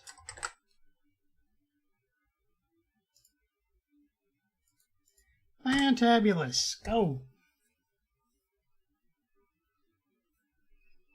Okay, that's IEnumerable. That's async enumerable. And that's task of IEnumerable. All right, test messages. We got 27. We got a failed and a failed and a yeah.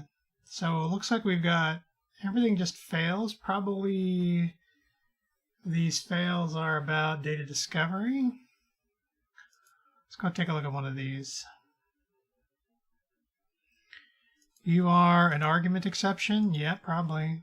Member property data source must return data in one of the following formats. IEnumerable, blah. Oh, yes. Yes. Okay, that's actually the wrong type, isn't it? Shit. Because we do async enumerable.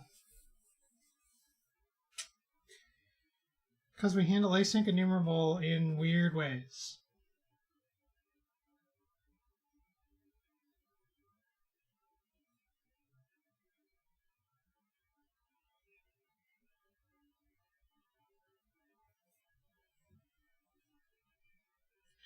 Async enumerable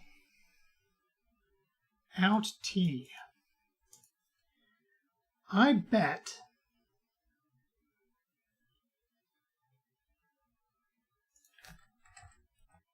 let's comment these out. What if I did this? If return value is task of I async enumerable. So is task an out t as well? Oh, I want task of t. Yeah, I want that task. See, task of t, that's not an out. Shit.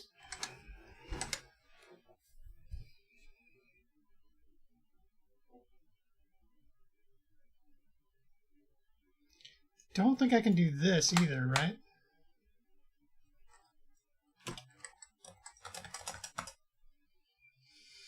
Yeah, because it's unbound generic.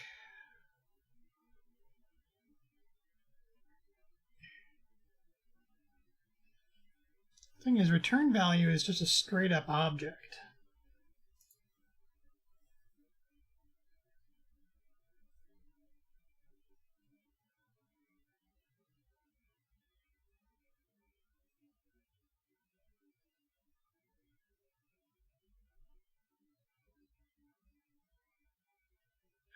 What I really want to say is,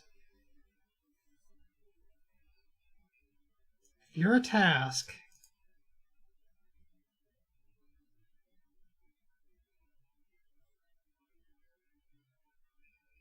I want to invoke you as a task. Don't really care what your return type is, I just want the value back.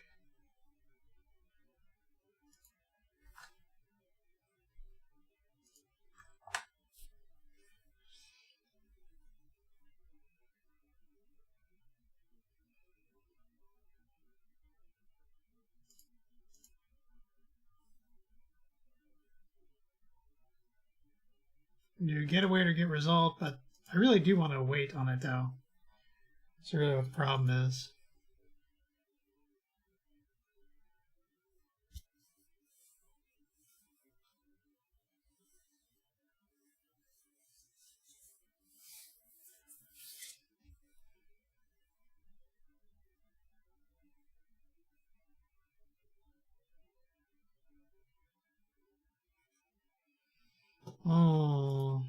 Let's see. Let's call this in our utility. Let's call this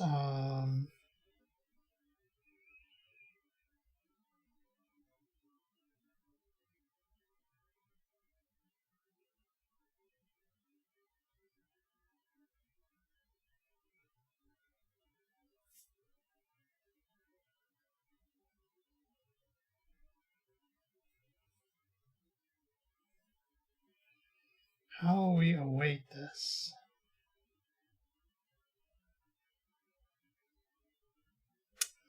There's got to be a way.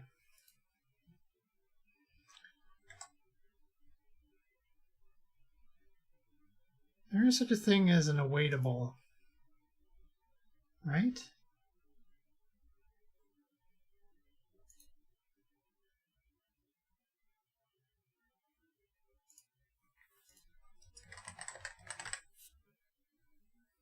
Configured task awaitable. Yield await. It provides an awaitable object that enables configured awaits on a task. Okay, what are you? Configured task awaiter. Get result on completed, on unsafe, uncompleted.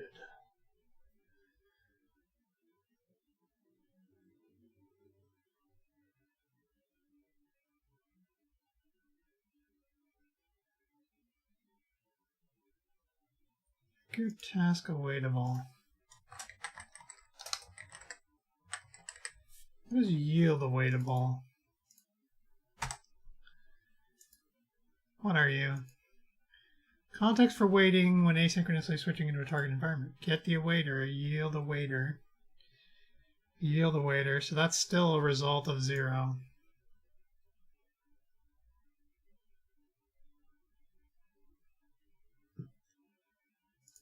If I had a yield awaitable foo, I can await foo, right?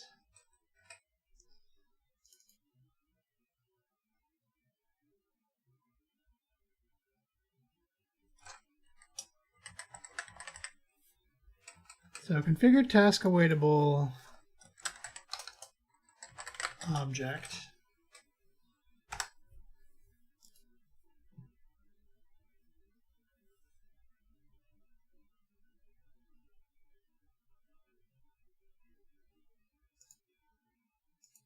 I can definitely await that.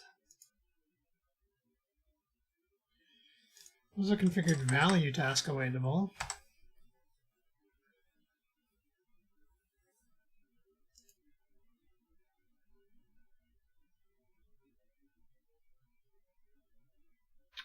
Well, they have nothing in common, right? It does not appear that they have anything in common.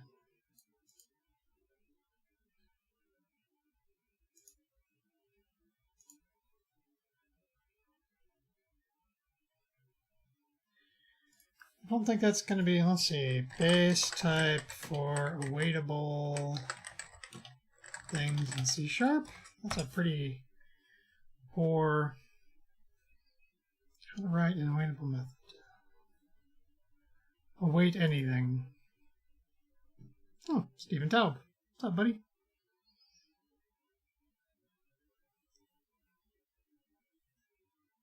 I notify completion. Optionally, I critical notify completion and return a type. So I notify completion. Is that really what it is?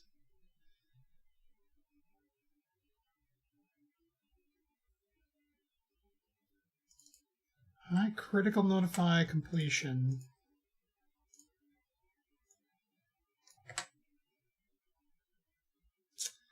See, that's not helpful.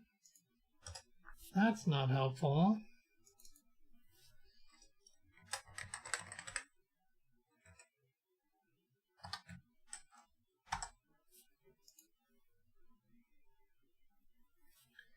Okay. Task awaiter.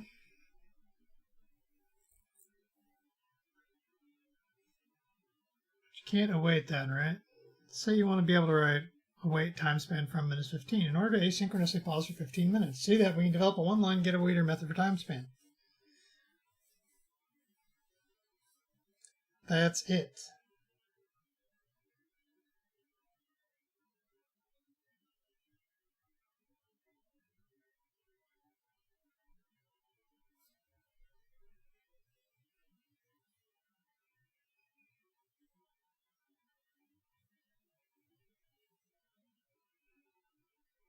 As long as what you have has get awaiter off of it.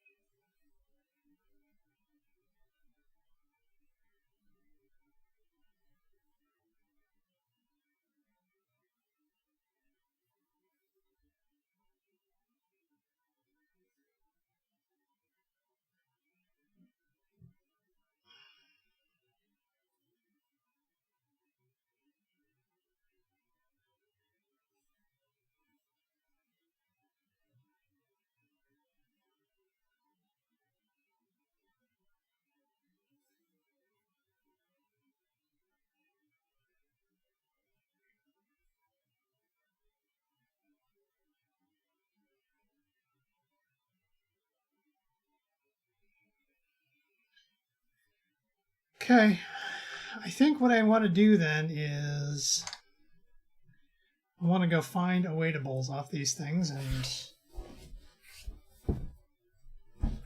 return them. Right?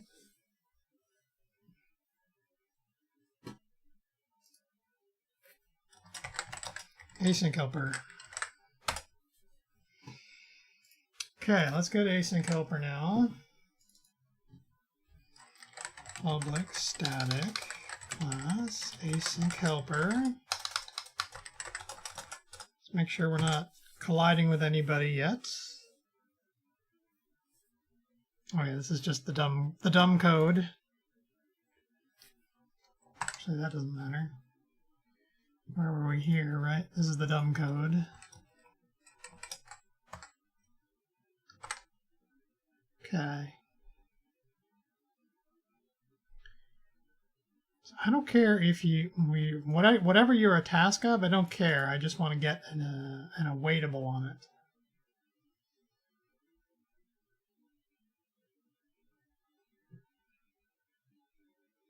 Okay, so let's do this then. So async helper. Nobody complained about that, right? Okay, good. Public static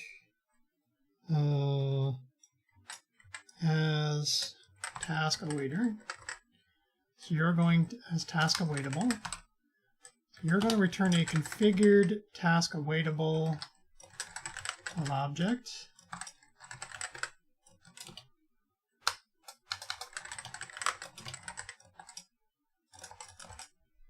You might be null. Let's do that. And static configured value task awaitable of object as value task awaitable. this object value.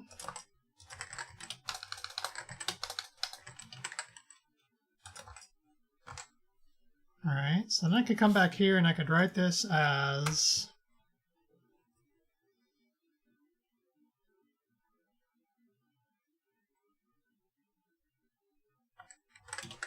task awaitable is return value as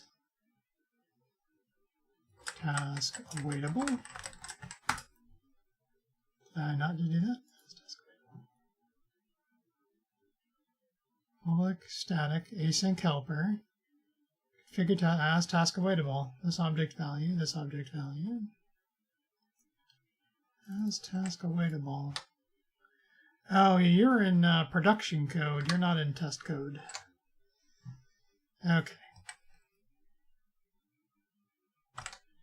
So async helper probably needs to go here.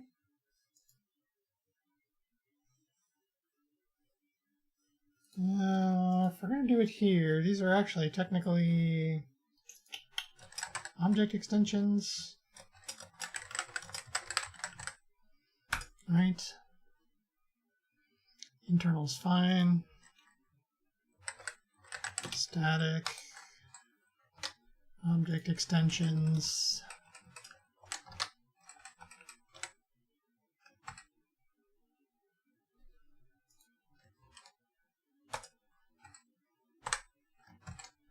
Okay. So async helper can go away. It's fine.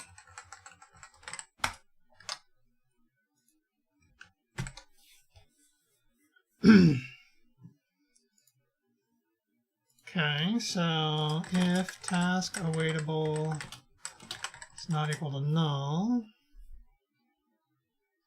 then return value is await task awaitable. Why can't I await that? You are a configured task awaitable of object.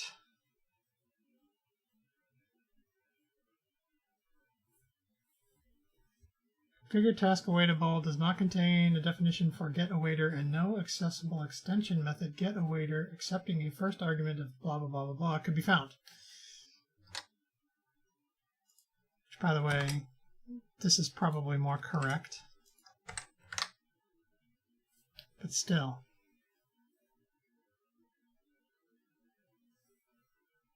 Configured task awaitable.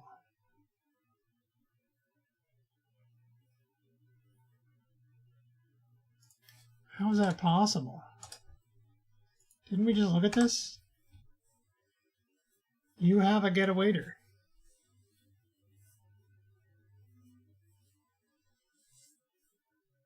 Oh, wait a minute. Yeah, you have a getAwaiter right there.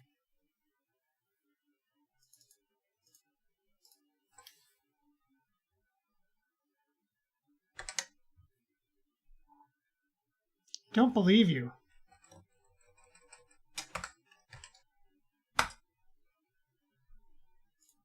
All right, that doesn't help.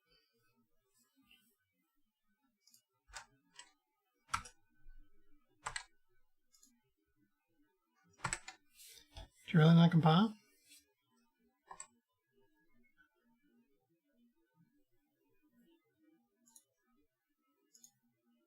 Figure task awaitable. GetAwaiter.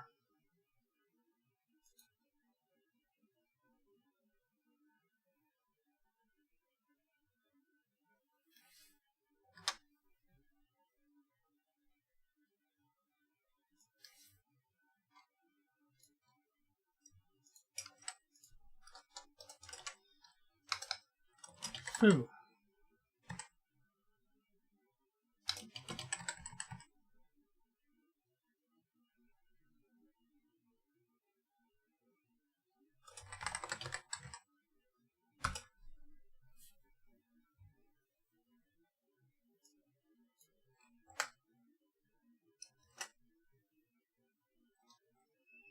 It's the nullability that makes it go away, isn't it?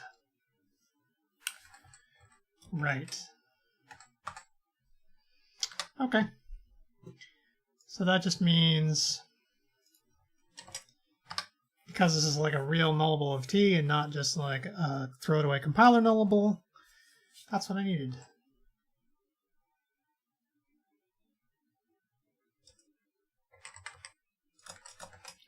Okay, so we're only going to look for, now we're going to do this, var value task awaitable, return value as value task awaitable.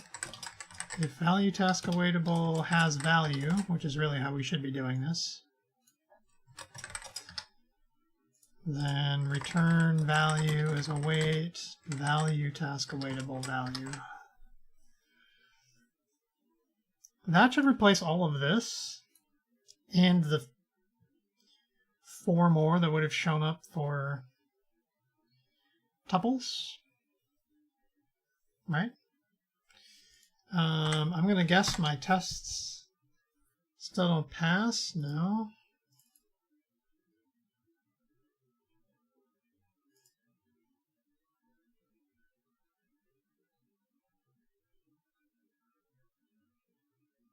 Async, oh yeah, I didn't have to have async there. I don't know why I put that there. Oh, it probably put async there when I put the await in there. Put it in there for me.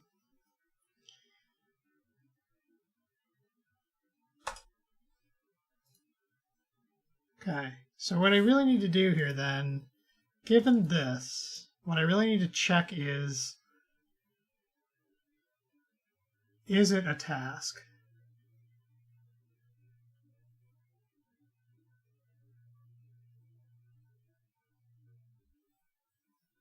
Right, let's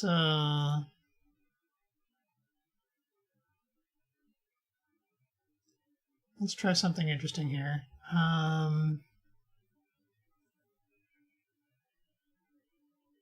Yeah, let's try something interesting here. For the moment, we're going to do if false.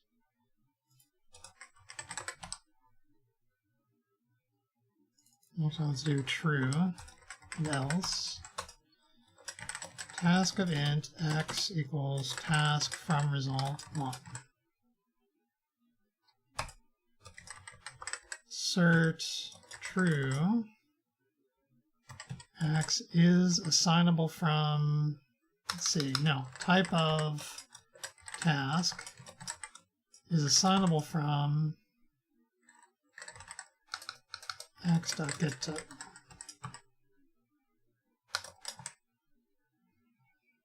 Does that work?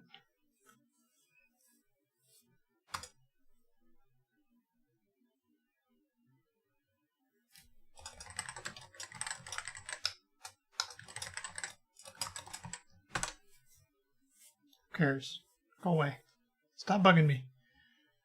So it's not assignable from the generic. Is it assignable from object? Probably not, right? Because that's not convertible, right? Okay. So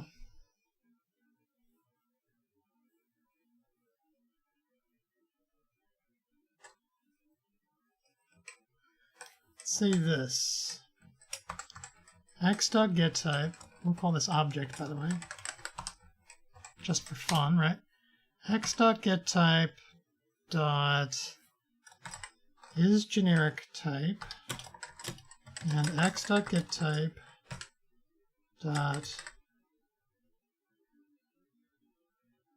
generic get generic type definition is equal to type of task. Right.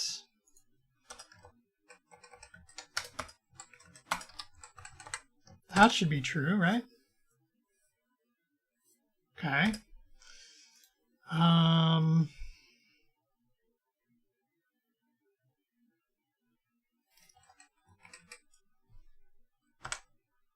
Let's come over here.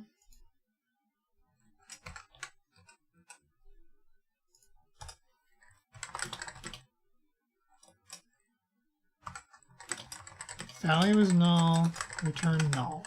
That's where we start.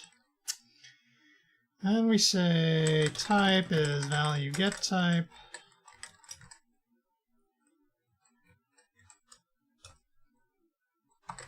If you're not a generic type, or your generic type definition, one of those, right? If you're a task of T,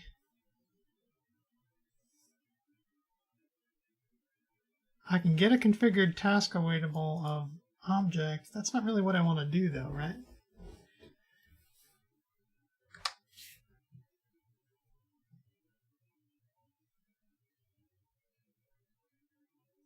How do I make one of these?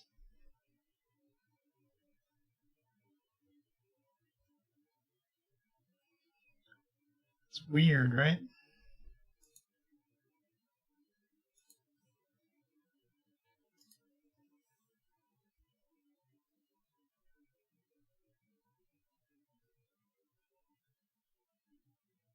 Don't know.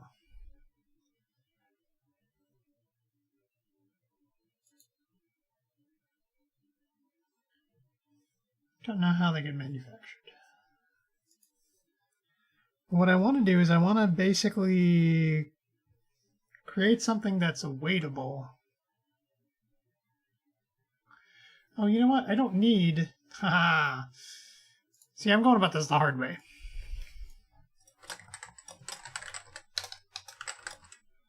That's what I should be returning.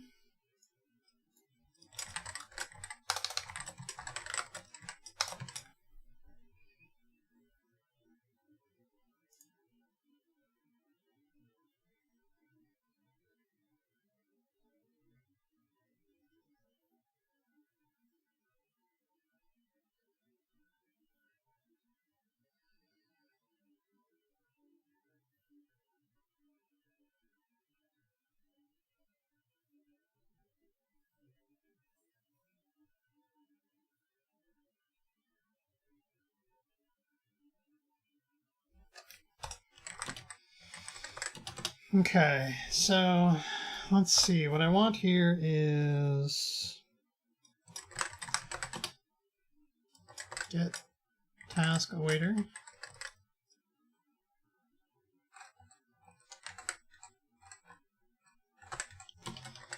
Type of task, get method, get awaiter.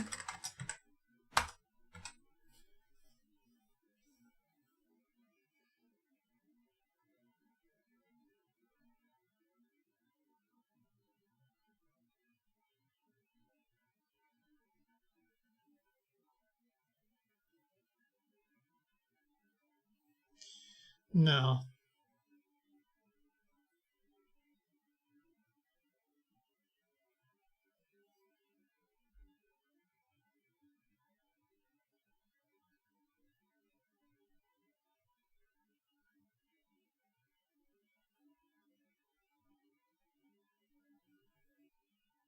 Yeah.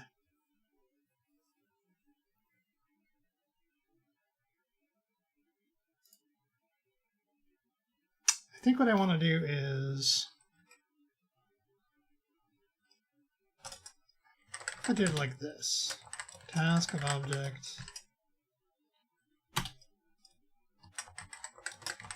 Await task T. Task of T. Task.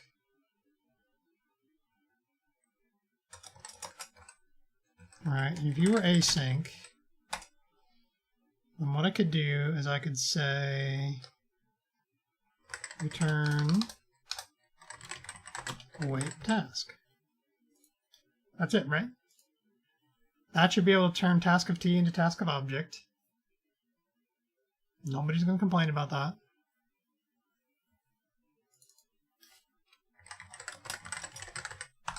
So object extensions, await task.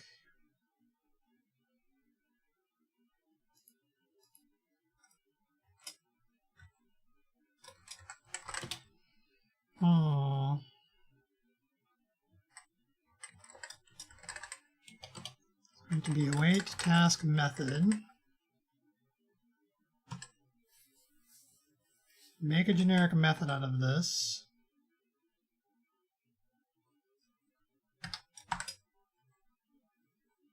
New task return type. All right, so task return type should be type.get generic arguments single.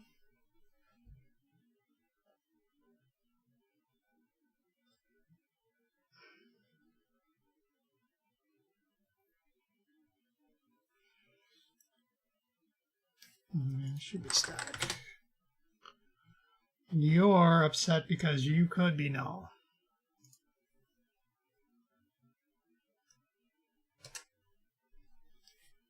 The value is null, or the await task method is null, then we bail.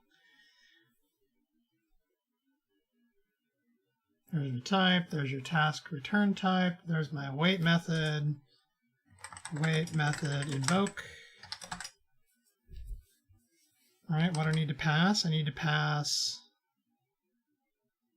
so the object is null, and the argument is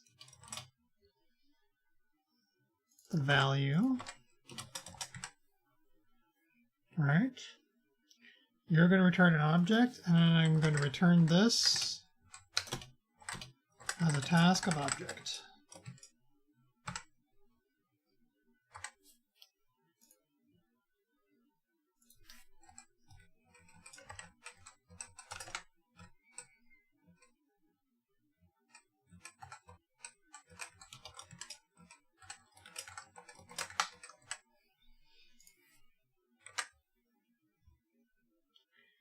You're saying I'm unused. You are incorrect, sir.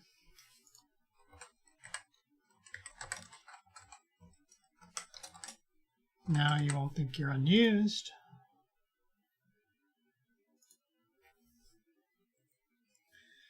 As task awaitable. So this doesn't have has value anymore because this isn't a nullable of t. This is now just our nullable. And we just await you.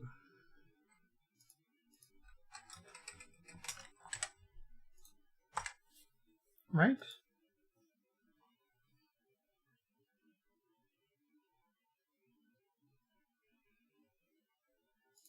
So let's drop that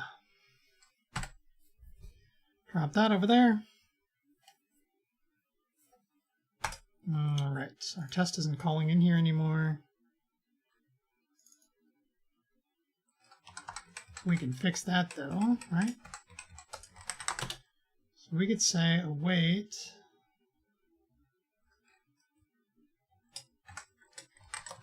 see, var task is task from result of 1.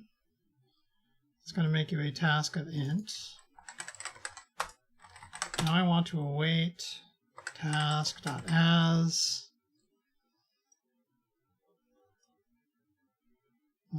You're an object extension. You need to be public temporarily. As task awaitable. You're going to tell me that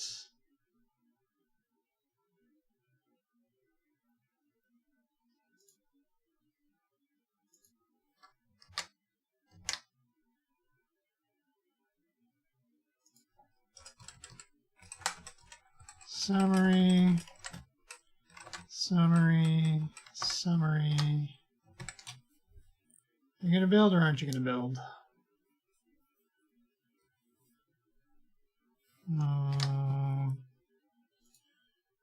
You're public. You need an XUnit internal?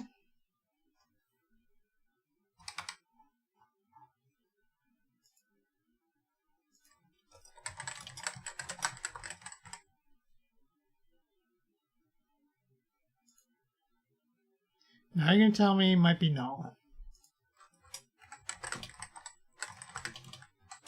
If awaitable is not equal to null, await awaitable.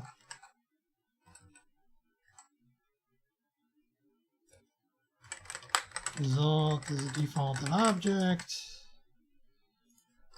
Result is the await awaitable. Assert equal to 1. Result. Just, you know, run it.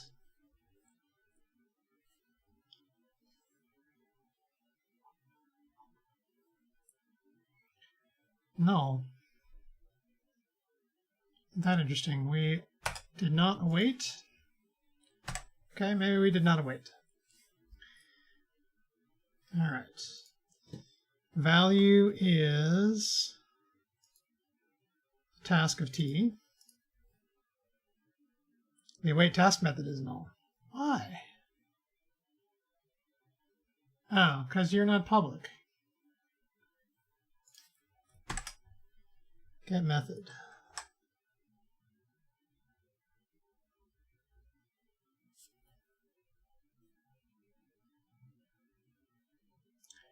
Do binding flags, right? Binding flags, non-public. Binding flags, static.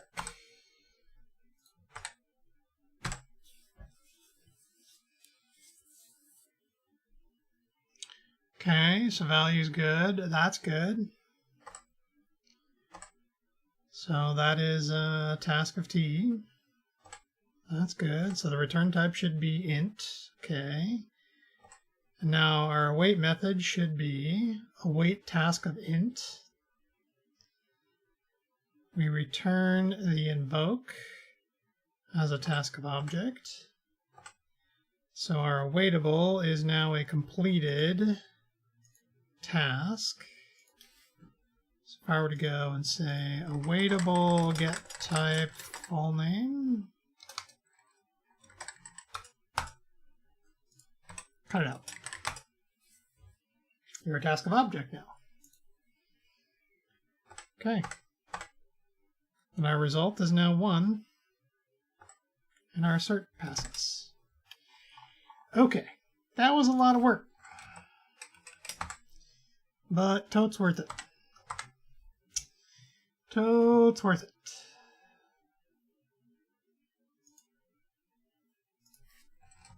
Okay, so we're going to undo you. We're going to delete all of you in a moment. Actually, you can stay commented out. Do our task tests now pass? They do. Love it. Okay, good. So here, we're going to do static method info await value task method. Await value task, right?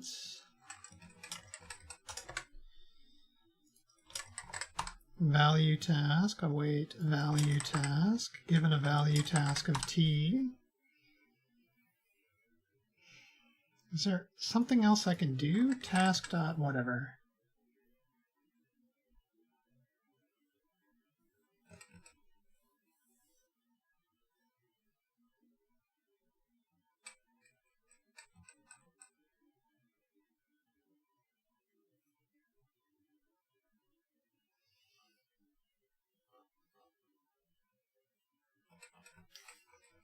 No, not really. I guess await is the answer. And you should be called as task and as value task. You're no longer public. I know you guys all want to be read-only.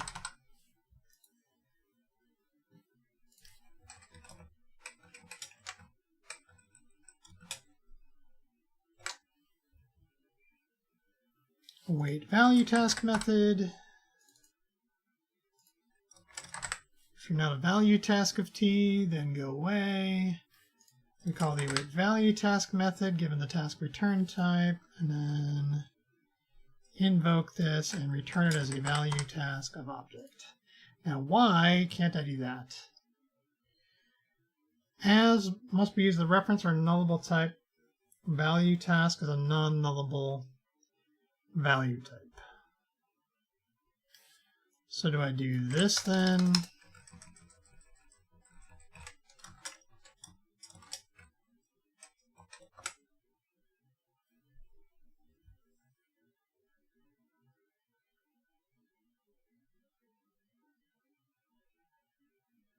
I can't just return a value task anymore, can I?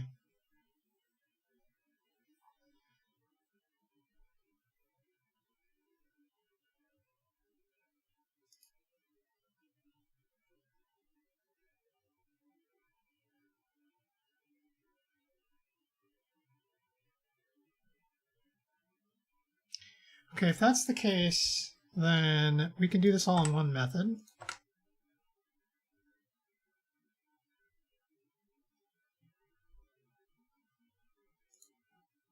Okay, so here's what we say. If you're a generic type,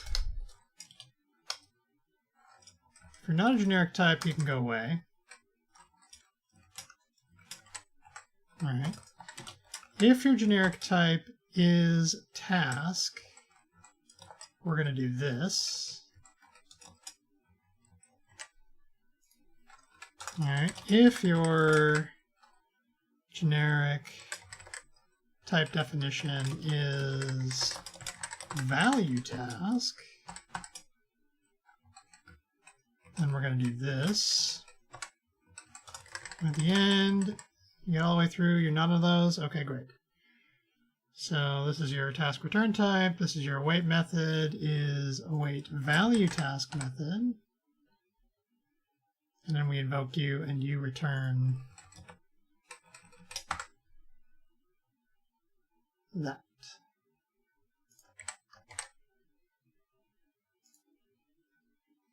Okay. Are you happy?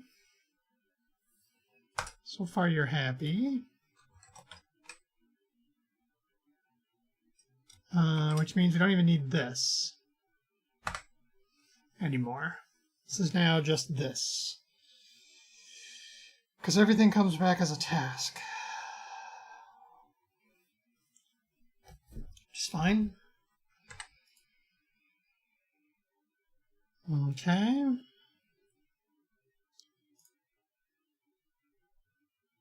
Let's do value task of IEnumerable now, right?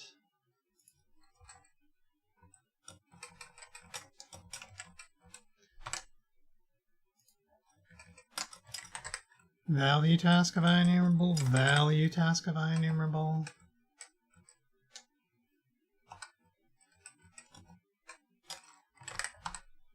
These just get to become new.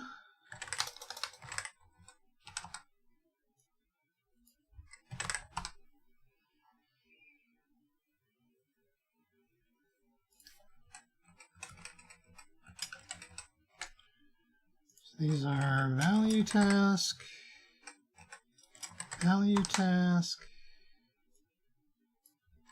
new, new,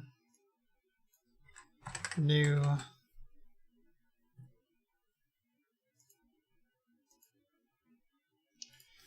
task of IEnumerable, value task of IEnumerable.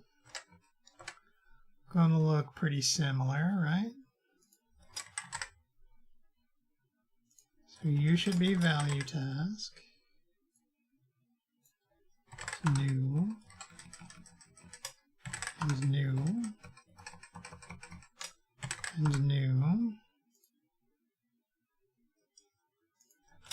value task, value task, value task, value task, value task, value task.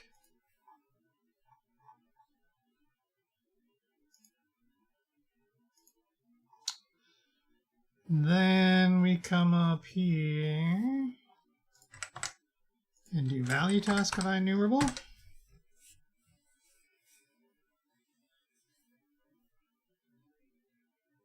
Oh. Okay. We still have a... I was going to say, do we still have a breakpoint? We do not.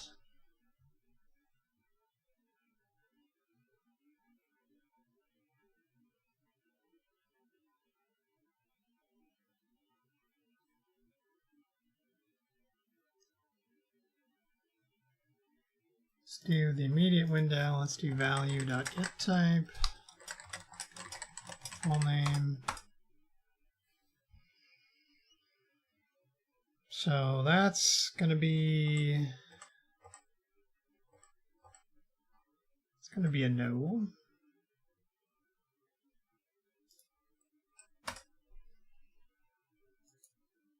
That's going to be a no.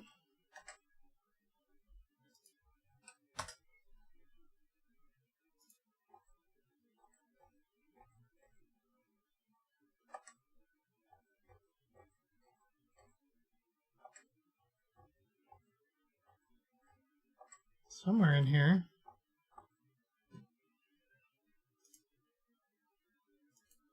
Let's hit those breakpoints. Actually, I don't even really need that one. Give me the value test one. Do we ever hit it? There we go. So our value is object array. Type is a value task of IEnumerable. Okay. So the task return type is IEnumerable.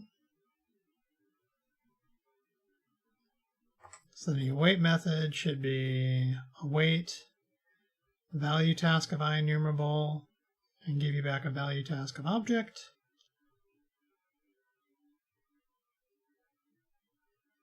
Okay, that's why. That's why. I saw it. All right, so that tells me now tasks and value tasks are good. This whole nonsense can go away.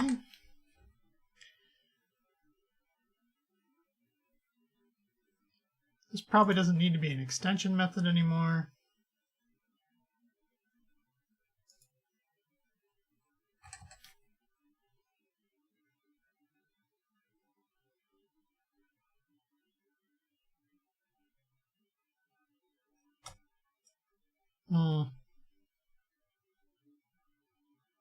Well, I'm willing to keep it there. Yeah, I'm willing to keep it there. It's fine. Maybe I'll move it later. Okay, so that means if I got value task of IEnumerable, task of IEnumerable of object array,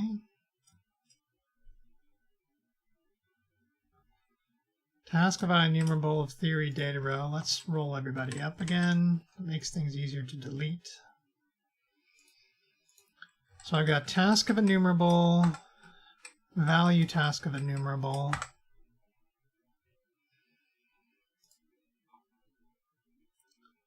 task of enumerable, value task of enumerable, task of enumerable, value task of enumerable,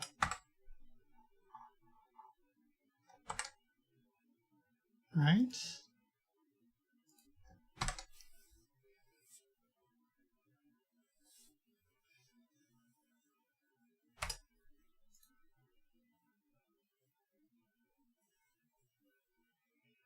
We do task of async enumerable.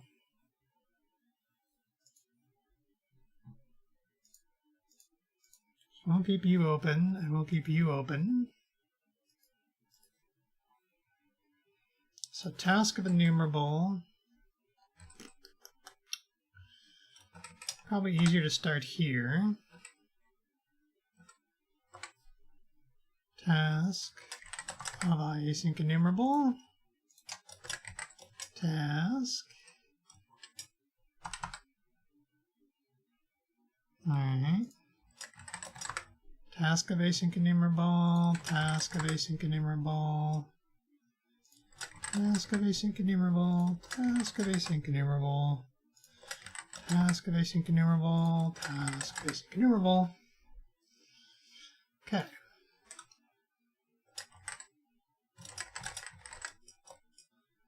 Task from result should work okay here, right? Data async is an async enumerable of object.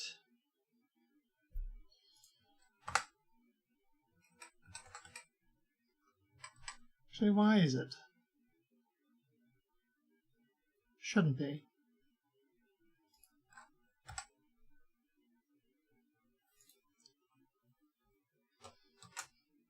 You guys should be nullable, people.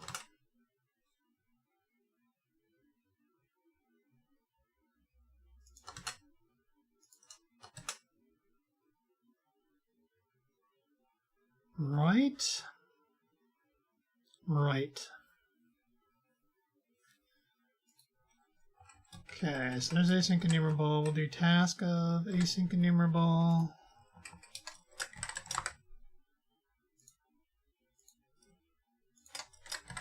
Task of async enumerable. Task from results.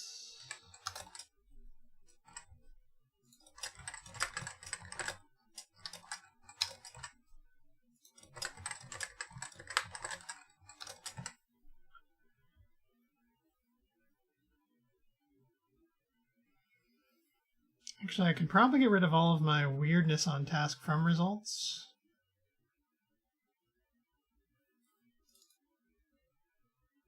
Oh, no, I can't. There, can I?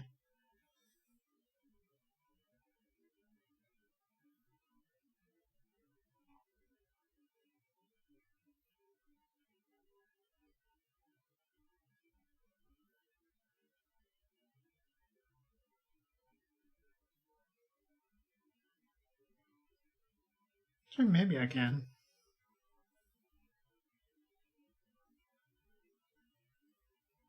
Oh. Probably not worried about it, though.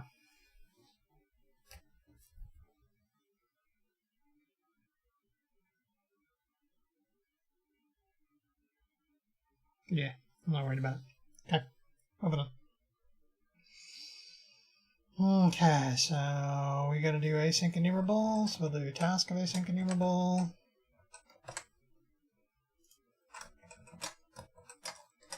Task of task from result.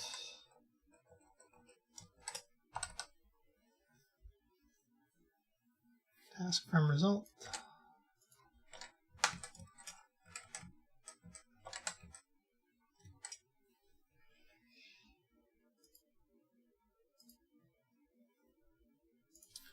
I am sorting alphabetically, which my brain tells me to do. That means I should do that.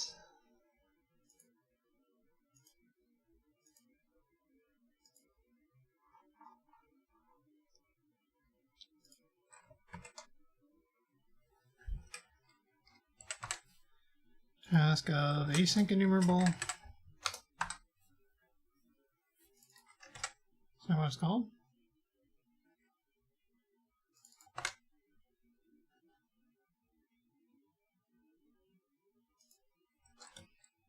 I guess not.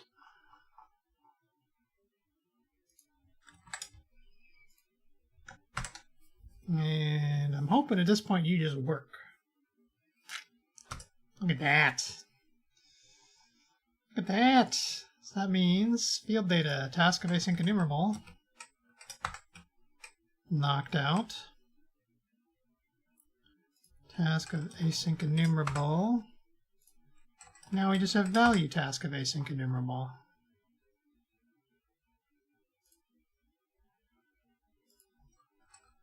So if I do this, put you there, you're going to be a value task, you're going to be a value task, and you're going to be new.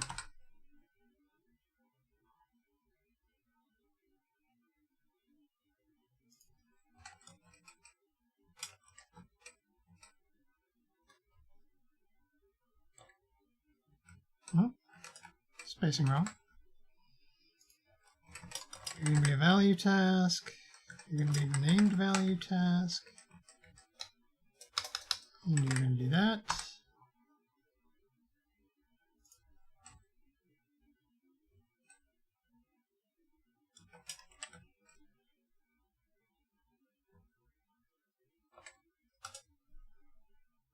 value task of async enumerable, value task,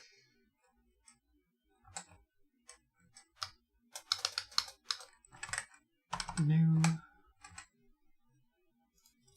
value task, value task, value task, value task, value task, value task. And you should just work. Oh, no. That wasn't sufficient. That's better. Okay. That's it for this restructure, right? So what that means is there's no more field data tests.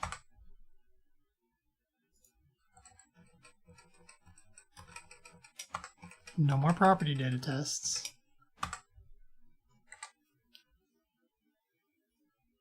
Custom data tests. What is this? Maybe I don't want to know. All right, let's go here and say debug. Oh, wouldn't it be nice to have debug properties here? But no, of course not. I have to hit properties, then I have to get a debug, then I have to hit that to launch this. That's the wrong project anyway. Right, it's core tests. I go to properties, I go to debug, I go to this. I really hate that this is like 7 more steps than it needs to be. Okay, run everybody. Excellent. Okay. If I were to get a format,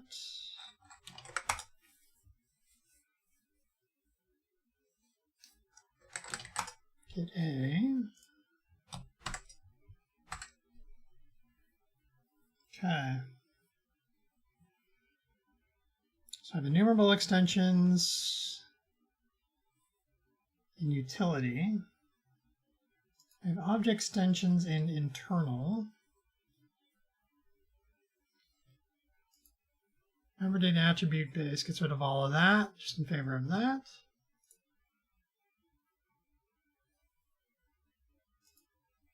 And then our theory acceptance tests are going to shrink a lot.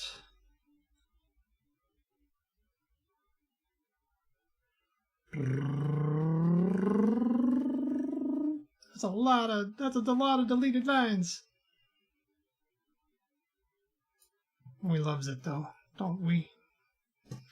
We loves it. Okay. Consolidate theory data tests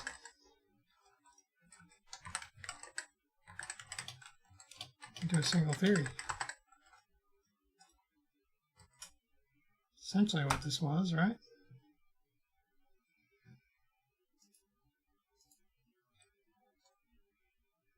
Okay.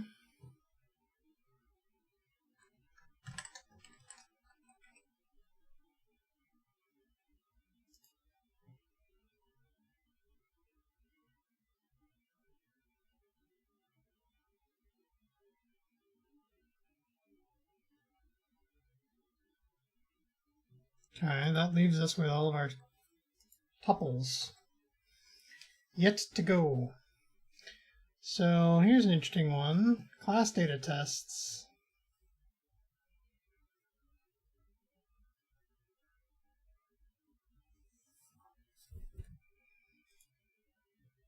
How much duplication do we have here?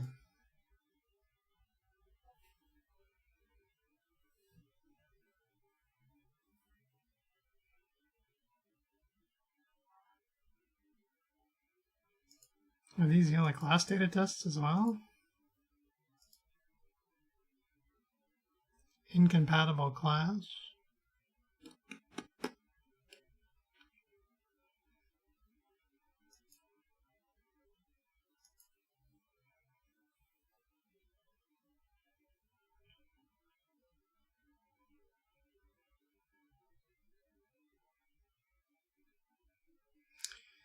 Okay, so if we were to have class data tests, like I'm sure these aren't as comprehensive as the ones we just did.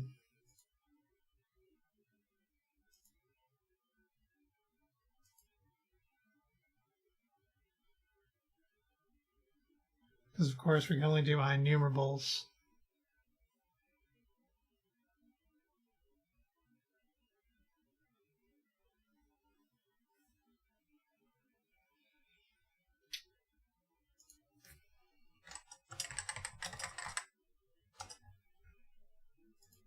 Class data attribute.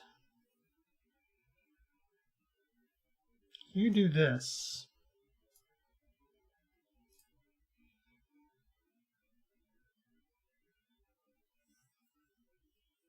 Should we do convert data here like we did over here?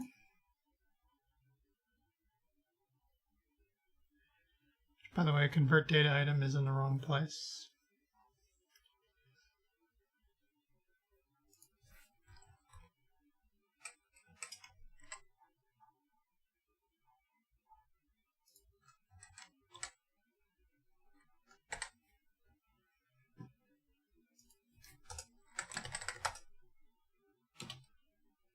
All right.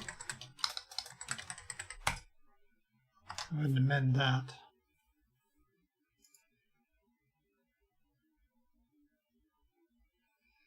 Should convert data item actually go into data attribute? Probably should, right? Probably should, actually.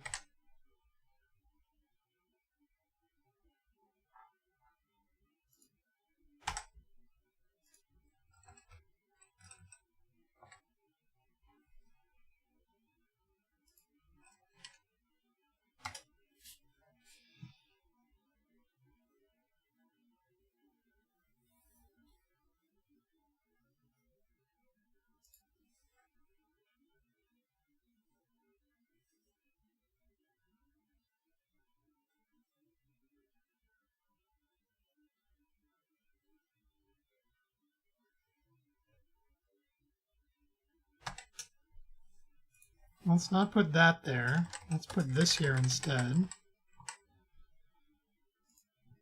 The data item cannot be converted. This method returns null.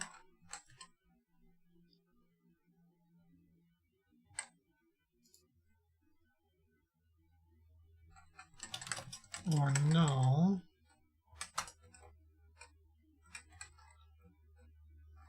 The data item is not compatible with myTheory data row.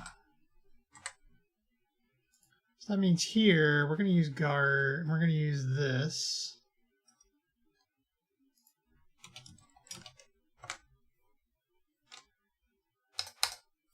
And then we're going to use a throws syntax here.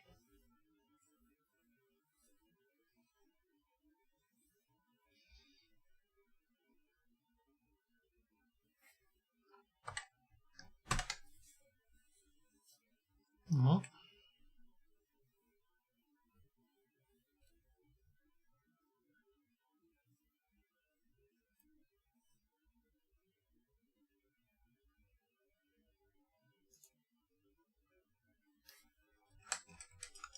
Oh.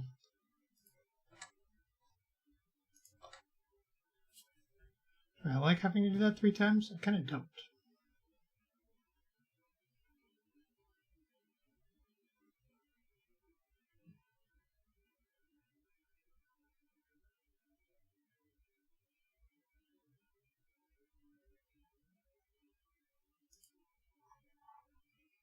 I do an override. Can I change that? Will it let me do that? Might.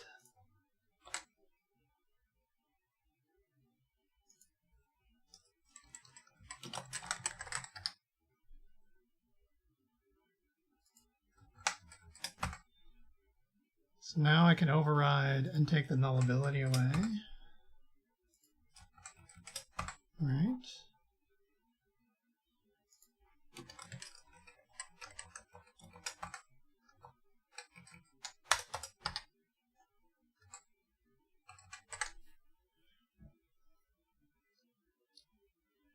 Because everything I need is properties.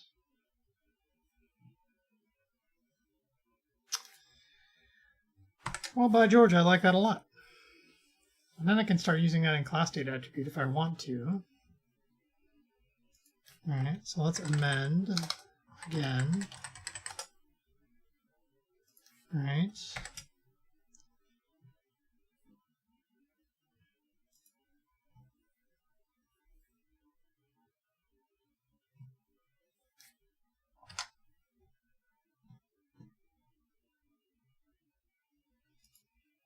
I like it.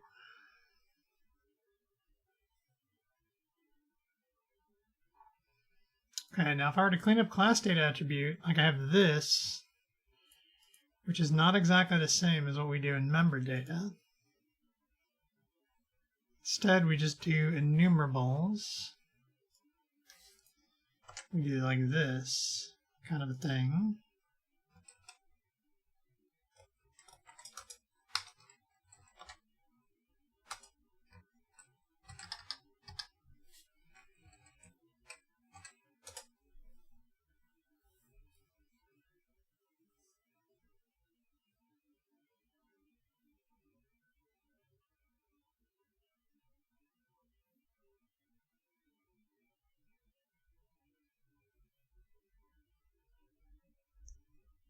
We do all that, which we have quite duplicated.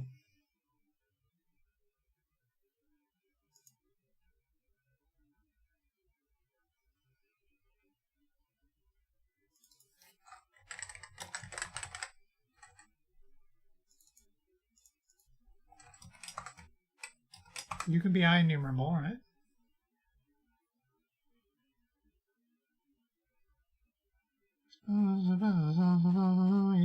Using a generic blah blah blah requires one type argument. That's probably true, isn't it?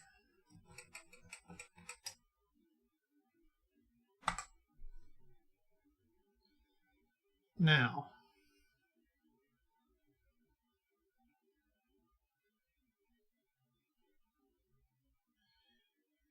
that's okay.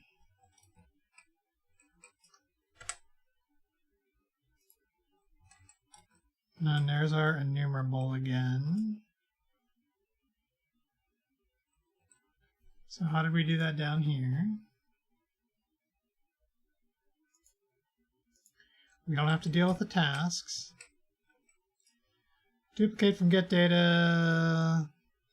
Hard to avoid since we need to support task value task, which is not the case.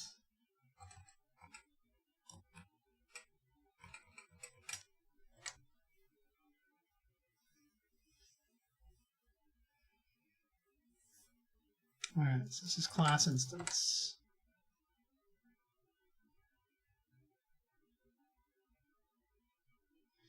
And you're just upset because convert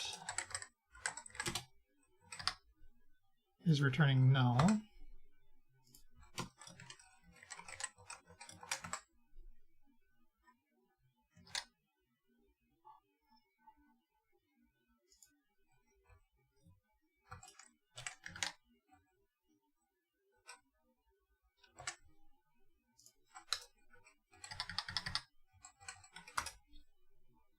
And we'll say class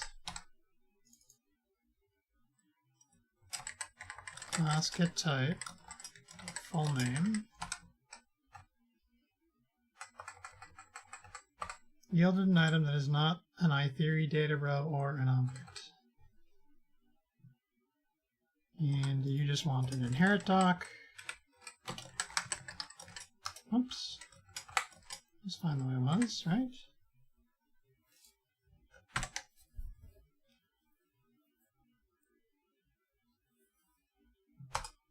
Interestingly, we have this now, which is not tested. Because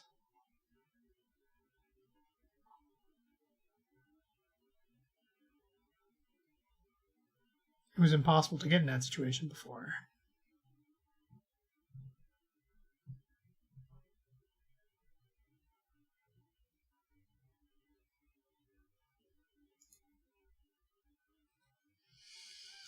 Okay. Let's comment out all of this.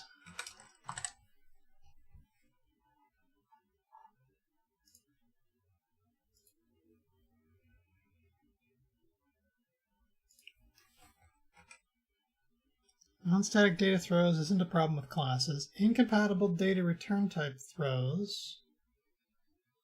That's not a problem. Incompatible data value type throws. That is the thing that hasn't gotten tested yet.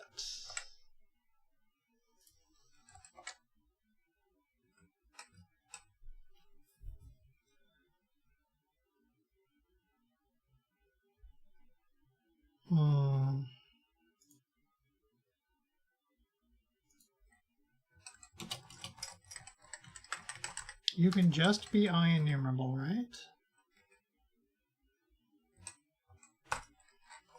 Your implementation of IEnumerable is yield return 42.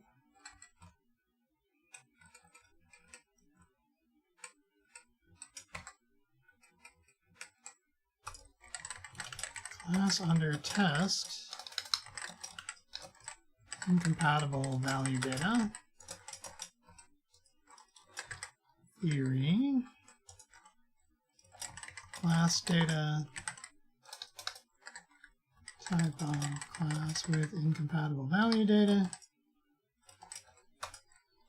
public void test method int z.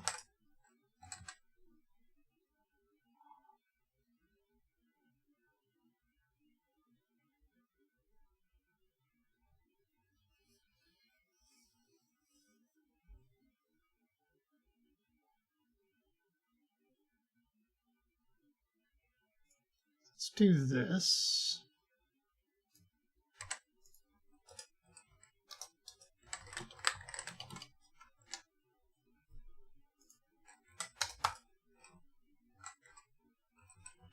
Results.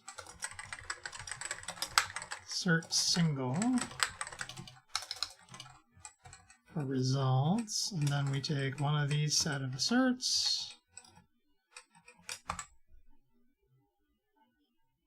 You are class data tests. You are class under test incompatible value data. You are test method. This will be class this plus this.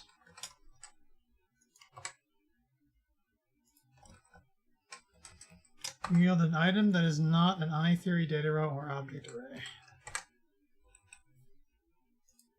What are you trying to tell me? Destruction. That's okay.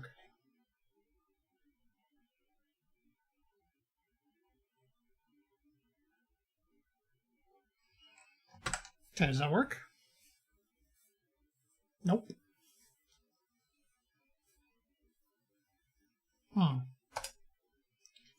Mildly surprising. That's because we ran the wrong class.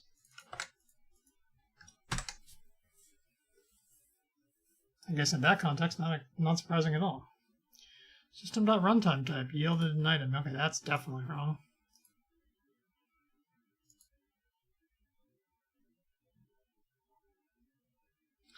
Yeah, class is already type. Don't call get type on type. You'll get runtime type. It's absolutely true. Very good. Okay, incompatible value type. Class incompatible. Okay, so that's good. Can roll you guys up. You're good. Then if I were to steal this,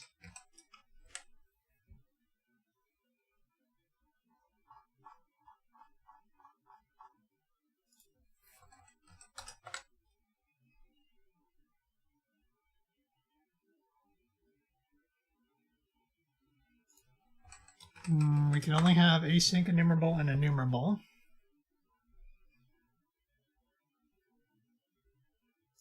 We're only going to have one set of test methods.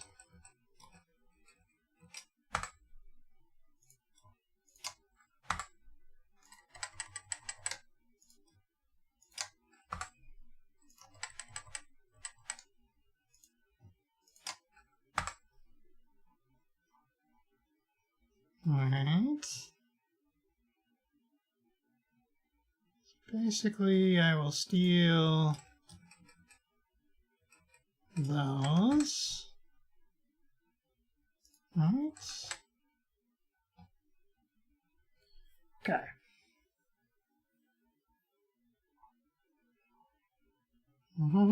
All right, so your enumerable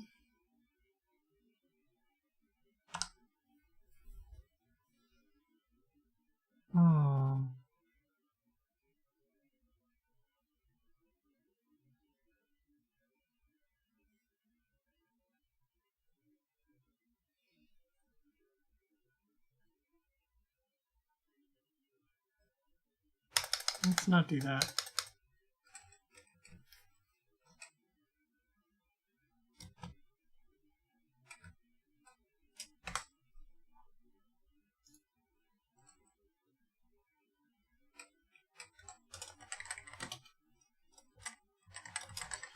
Data source enumerable. It's going to be enumerable.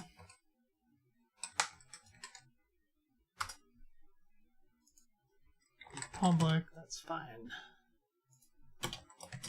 Data get enumerated, no. Whoops, other data source. Data get enumerator. Right.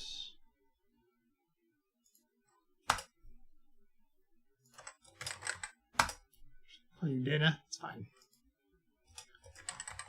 Data source async enumerable, async enumerable, object.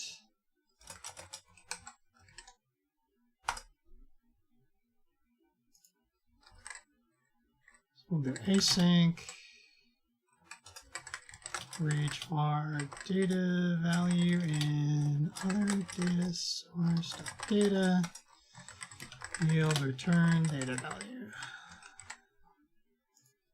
Then we suppress U because that's a dumb compiler warning. All right, so class under test for async enumerable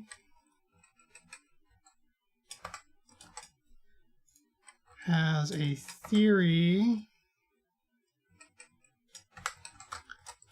class data, data source, async enumerable type of.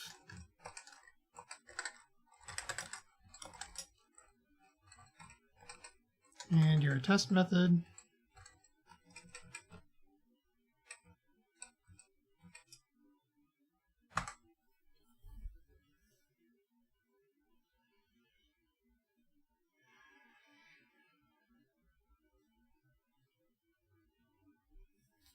And then you should be basically the exact same thing, except with the other data source.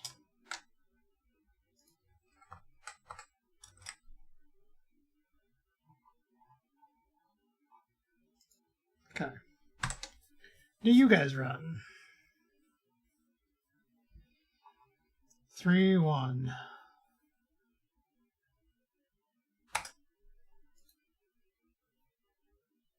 Oh yes, we only need the other source. Now we're going to call it class source.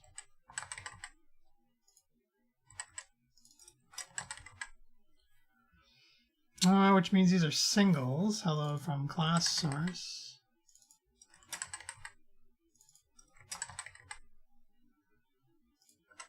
It'll be class data source.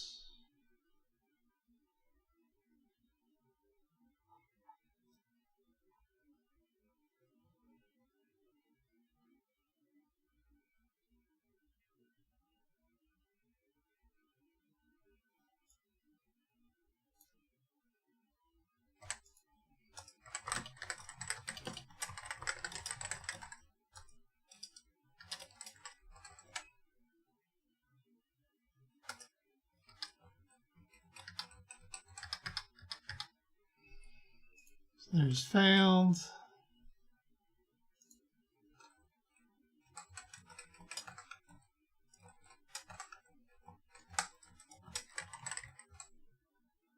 Oops, not supposed to be passed anyway. Alright, can be passed.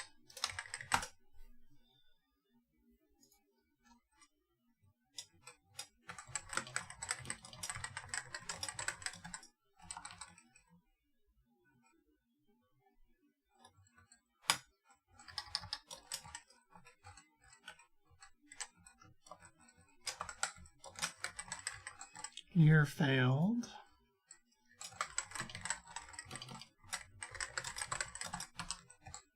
Go ahead and put spaces in between you guys, right? You're single.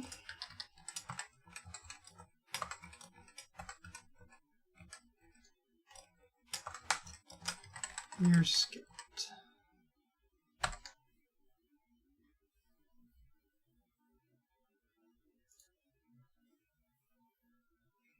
Okay. Quick look what happened here. What happened here? Make class data attribute more like method data, member data attributes. It's really, I think, how we want to say that. Make class data attribute more like member data attribute base.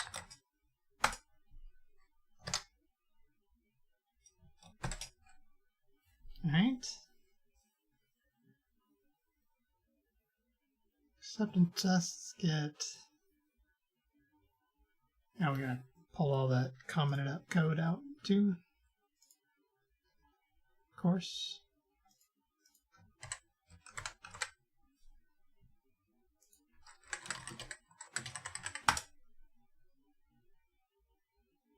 Okay, and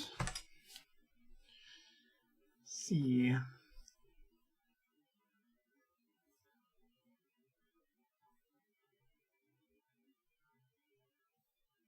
We're missing a test for sure.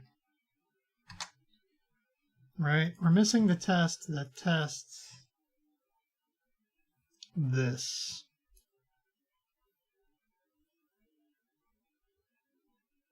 I think there was a test in there for that. Doesn't matter. I'll go steal one from a member. Incompatible data return type throws. Yeah, there you go. Compatible data value type throws. Incompatible data return type throws. Run async. Class under test. Incompatible return type, right?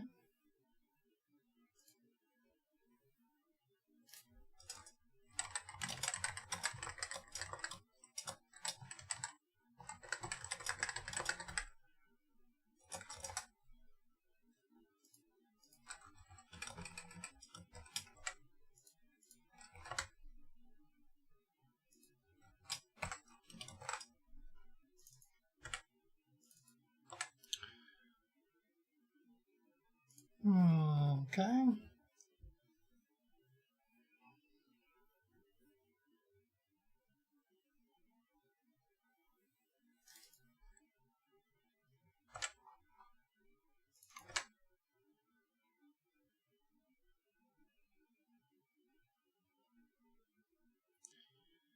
Probably don't need any of this, right? We're gonna get a single failed out of this.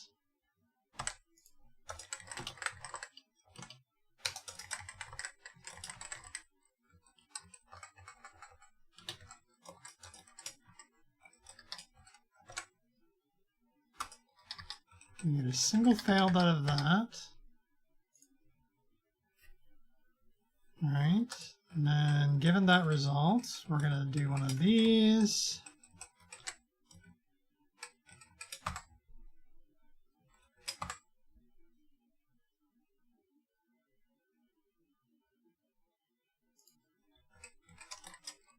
All of these can just be objects because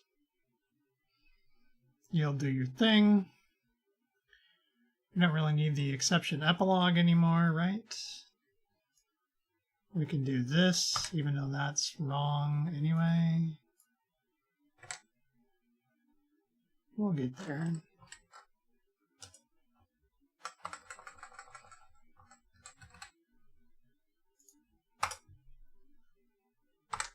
Okay.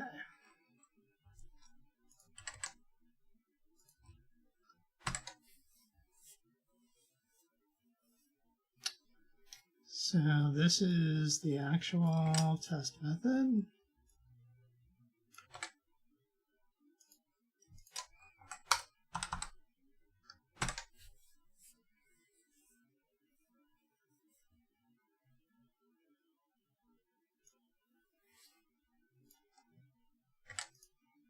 So that's going to be this.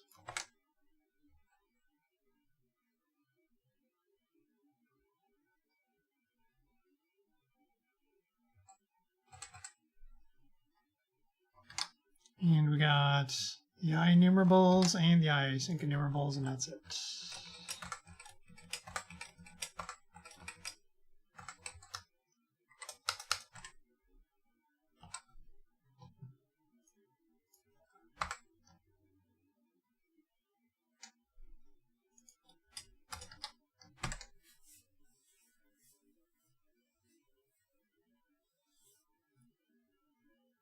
Okay.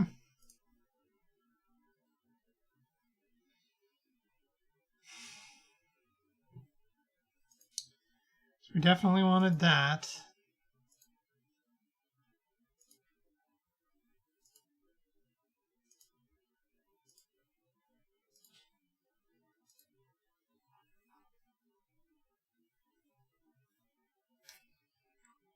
Okay. That's all part of this.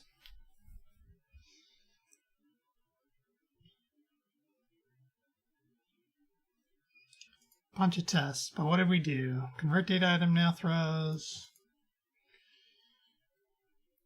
We're just down to a single enumerable here.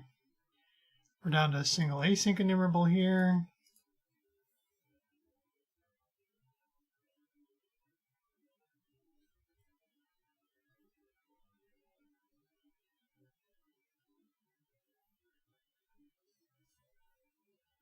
That looks good.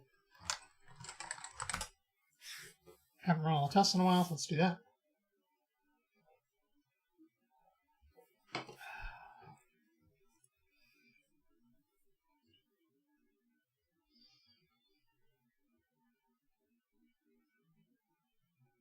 So it seems like we did a lot of work here just to get ready for the tuples, but the tuples are going to be super easy now, because everything is data-driven.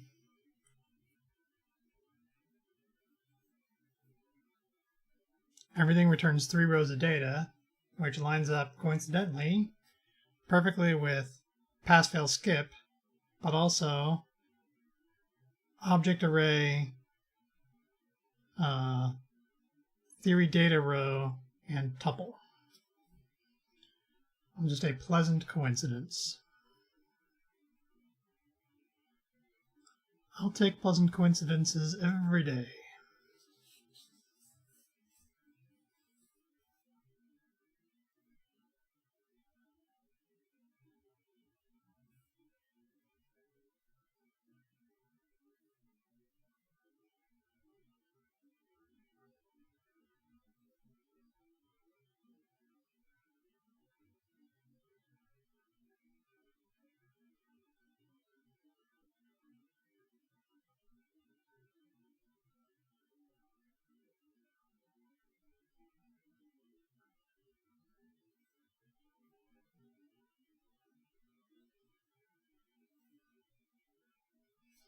Okay, that's looking good. Okay, let's go to class data. We say class data source, and what we really want here is actually, we're going to do a 4th one here.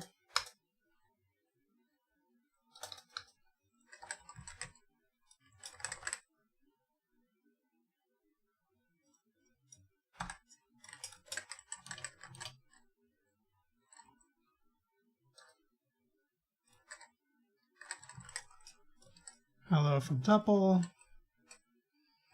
And here we're going to do anonymous tuple.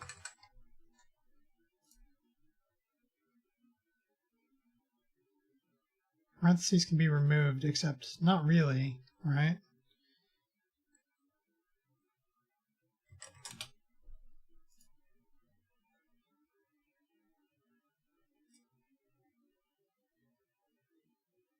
Tuple must contain at least 2 elements.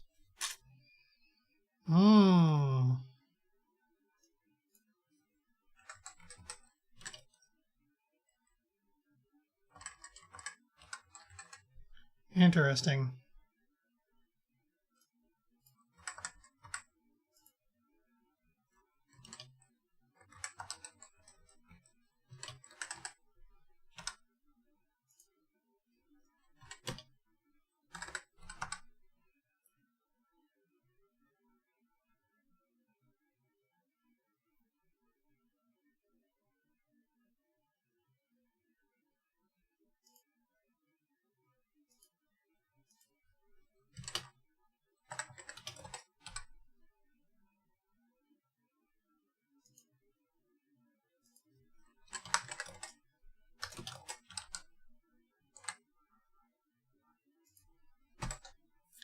You get all kinds of failures here now, I think. Single but was empty. Yeah. So first thing we're going to do here is we're going to say z, and then we're going to say underscore.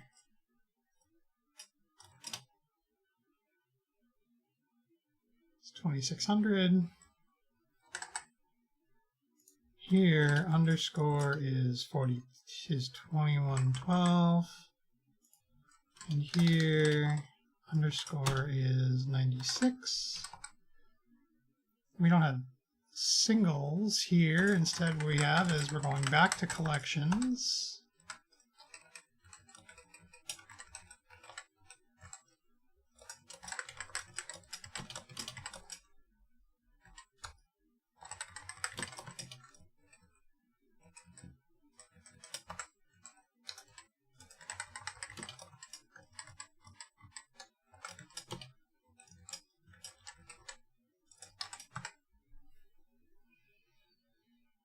And then this should be hello from tuple.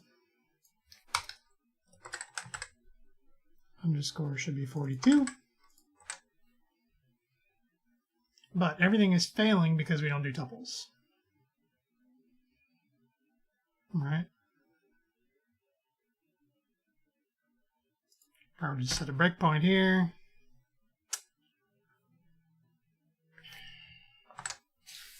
Go through this annoyance.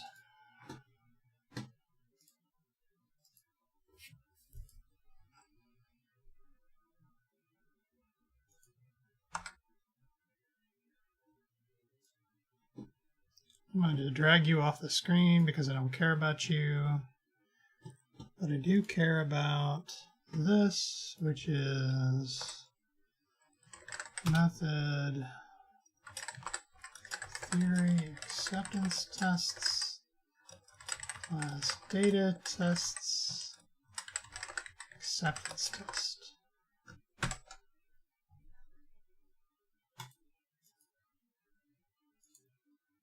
Launch profiles not here. Is that what this is?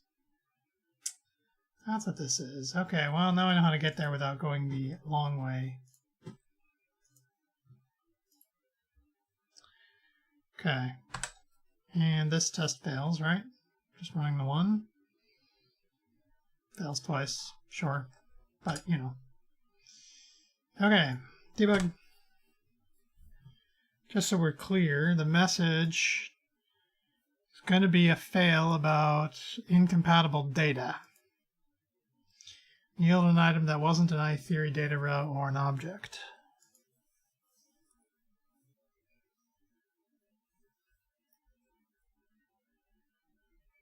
Okay. So what that means is somewhere over here in convert date item, we need a tuple.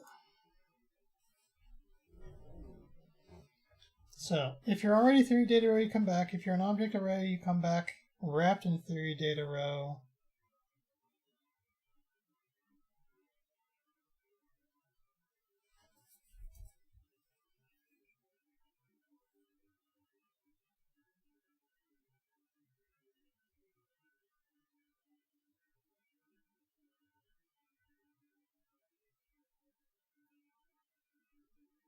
Okay, so what we need here, we know the research we did was iTuple,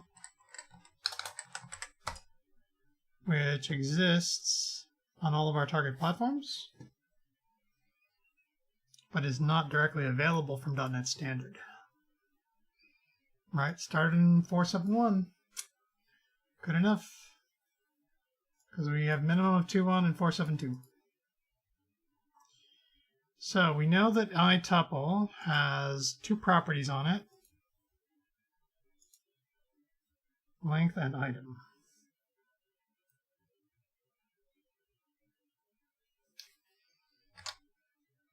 Okay, so if we were to say static read-only, tuple length,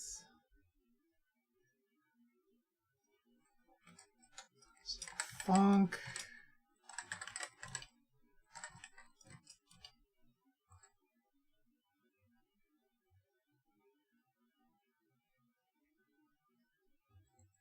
no, that's not easy, is it? No, I think we're going to go with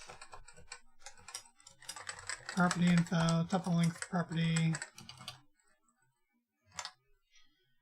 Tuple is in system runtime compiler services iTuple.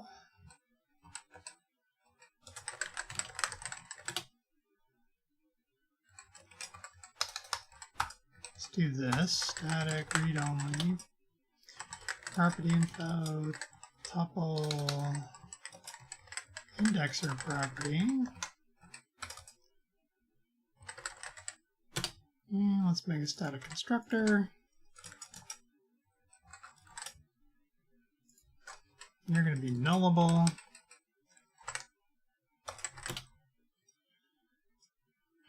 Tuple type will be type, get type, system runtime compiler services, iTuple.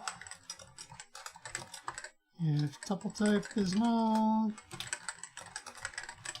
return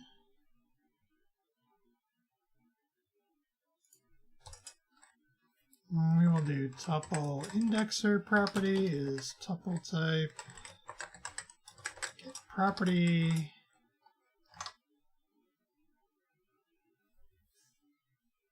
what is the special name of these indexers?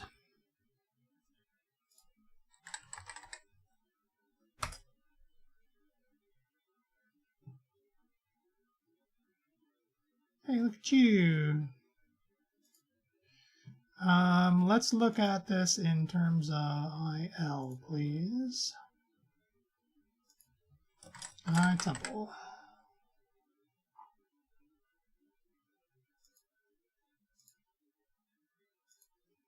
Okay, where did you go?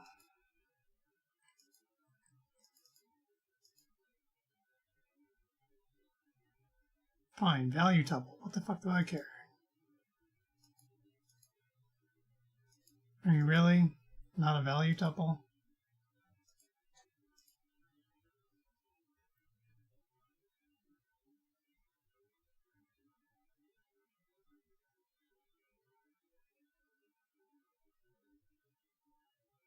Okay.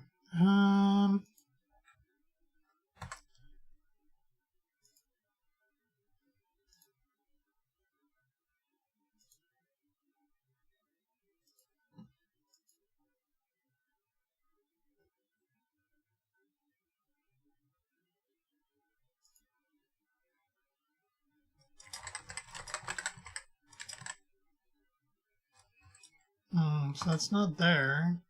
So how about MS core lib? Is it there? Look, it's there. Okay. IL, please.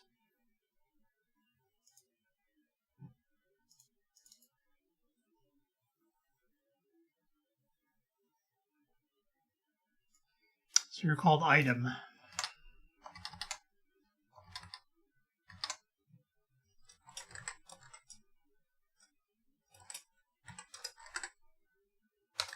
Tuple length property is tuple type. Property length. If tuple indexer property is not equal to null and tuple length property is not equal to null, do we need the tuple type? Probably need the tuple type, don't we? Static read-only type tuple type.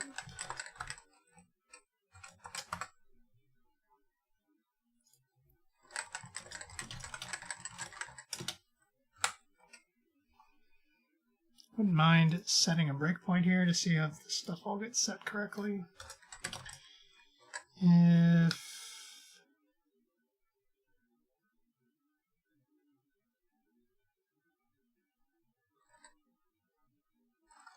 tuple type is assignable from item get type. So if you are a tuple,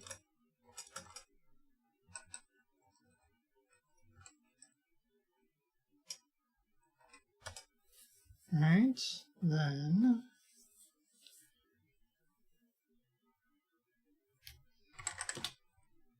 data is a new list of object.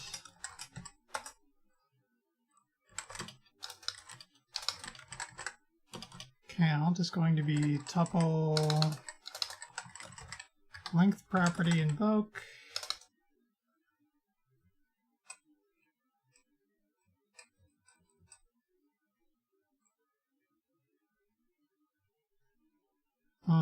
Yeah, I should actually do get methods on all these, right?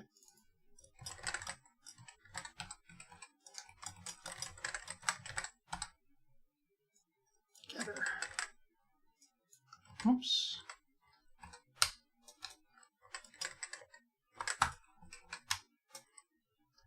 Oh, stop it. Use rename.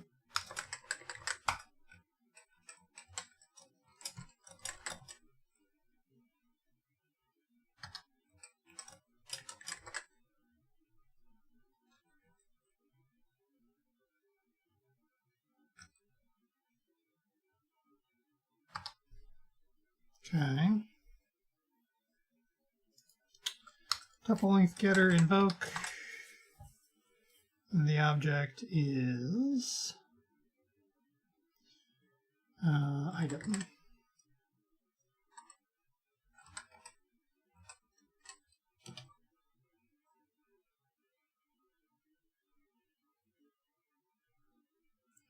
Argument lists, blah, blah, blah, blah, blah, blah. If there are no parameters, parameters should be null. Okay. No parameters.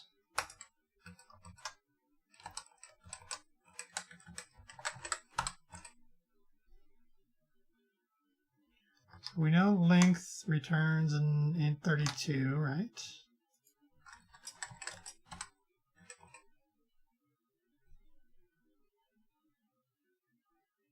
Unboxing a possibly null value.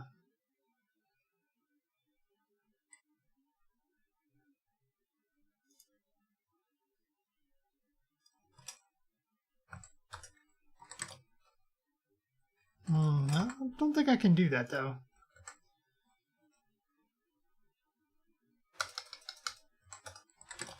Count's not equal to null. Then we'll do this.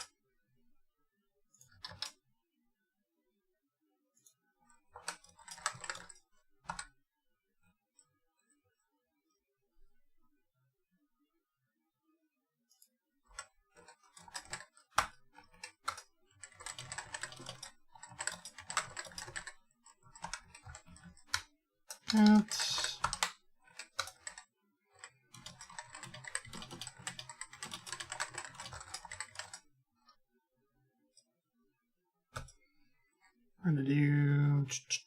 data,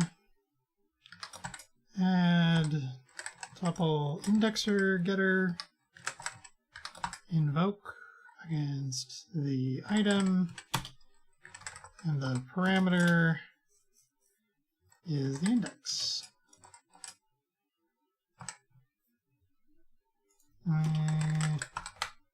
Fine.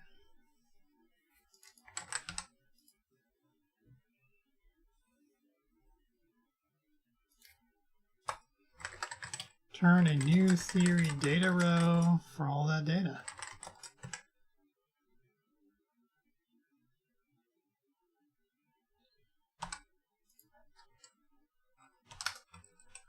Actually, you should just be this.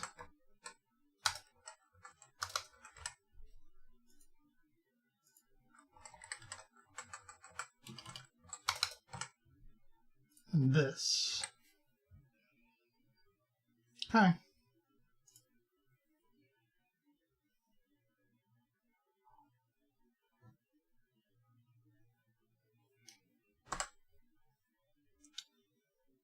Debug and see what happens. Found the tuple type? We did. Good. Did we get an indexer getter? We did. Did we get a length getter? We did. Takes no parameters. Takes an in32. Perfect. Okay. So our item is hello from tuple. Sweet. Okay.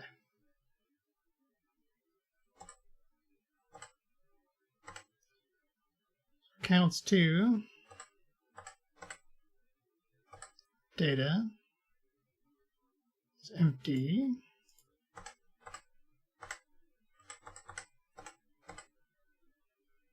And data has our data in it. Hello from tuple and 42. Yay! Okay.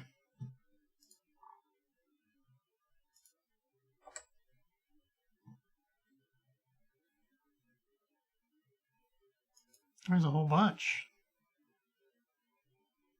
Passed, skipped, failed, and passed.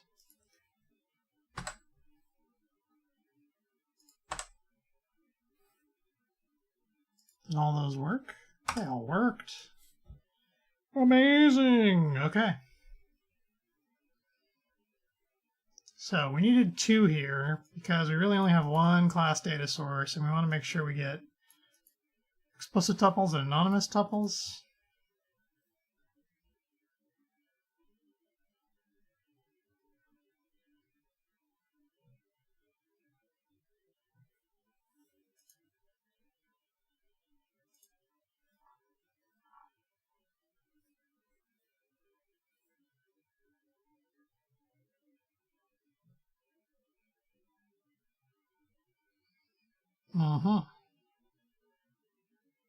It is interesting to me that anonymous tuples have to have 2 values.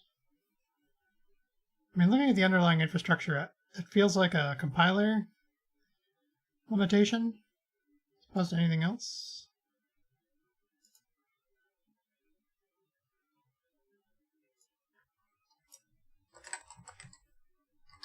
Tuple create.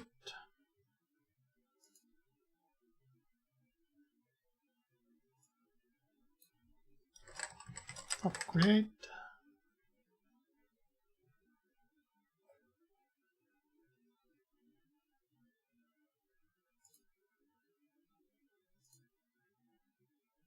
And tuple create.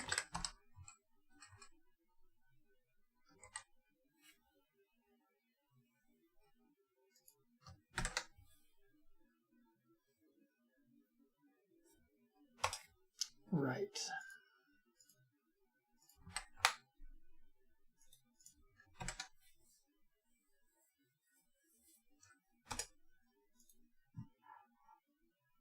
Okay. I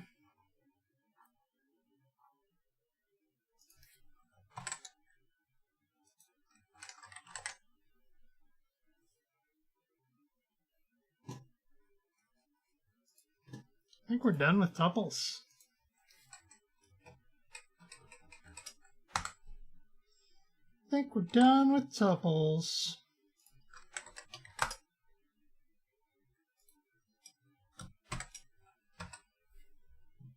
All right, so data attribute where convert went, all the tuple support went there. And then we just added more stuff.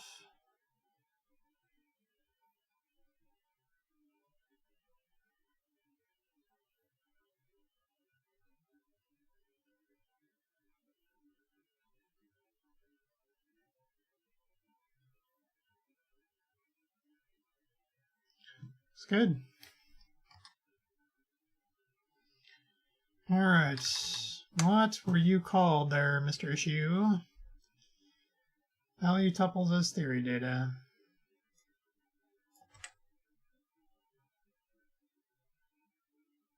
Tuple, we're just going to call this tuples as theory data.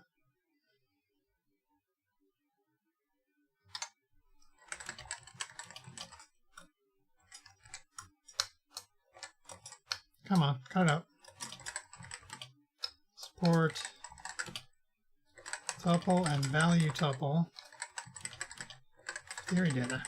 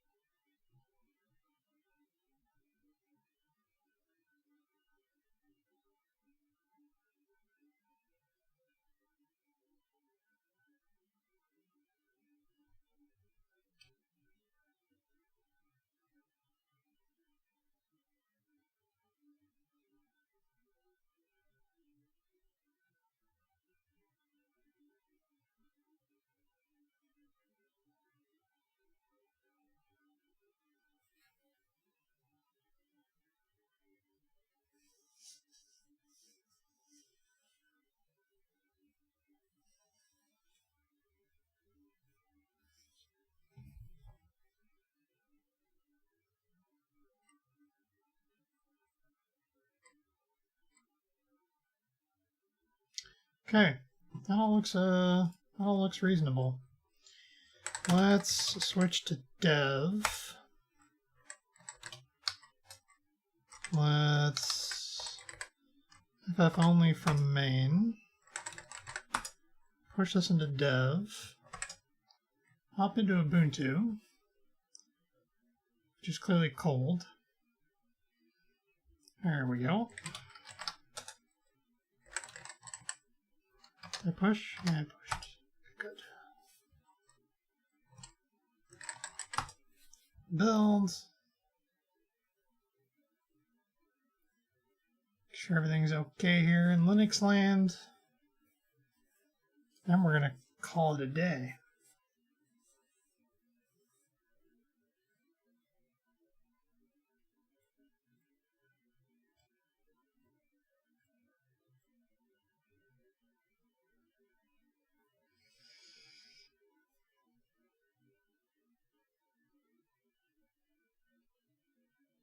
Saw that. Non-serializable class data test acceptance test. Member data test acceptance test.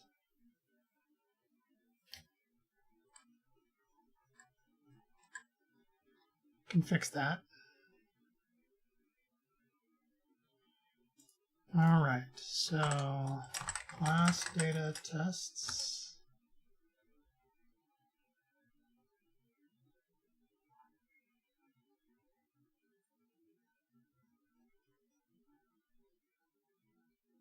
So acceptance tests. Where are you? There you are.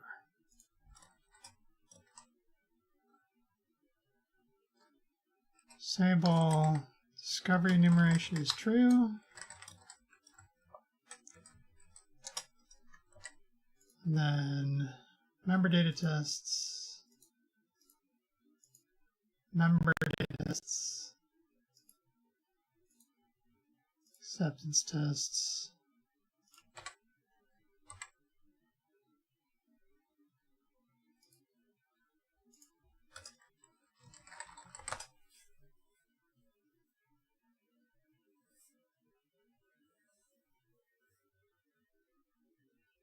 Every time I ran these today, I walked away. So So I didn't see the warning flash through.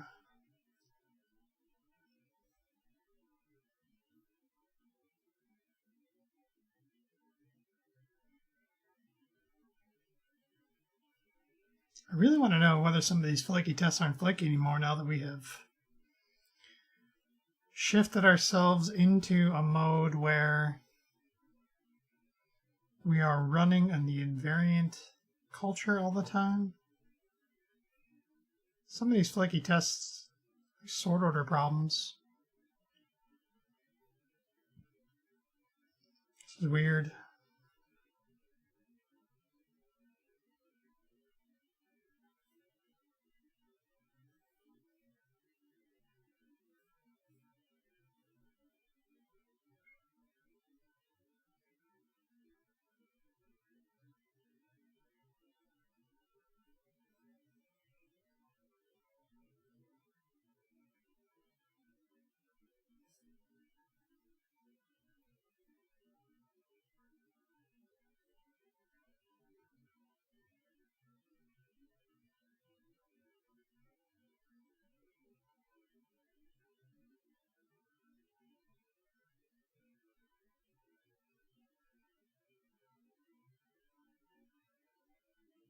Okay. Looking good.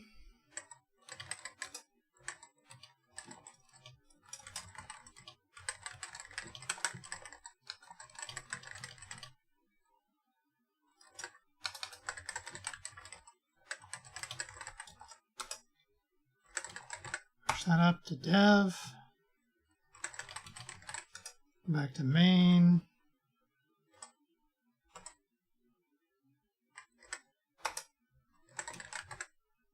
Push this up to main so we get a build. Come over here. Close it.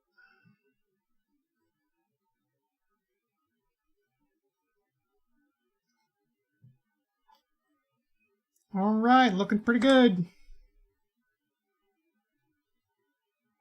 Support tuples and theory data. Yep. Value tuples as theory data now. Theory member data to allow awaitable method. Oh, pretty good. Pretty good weekend coding. Got a couple of decent features closed. That was probably more effort than it should have been. I mean, if I had figured out what the commonality of this test was sooner, I probably could have saved myself a bunch of time. So I ended up obviously spending a bunch of time figuring out what that commonality was and sort of re-extracting it out. On the other hand, maybe if I had tried to figure out what the commonality was too soon, I would have not seen it. So it's kind of the way it goes. Anyway, thanks for hanging out with me today. Should be around next week. So yeah, see you next time.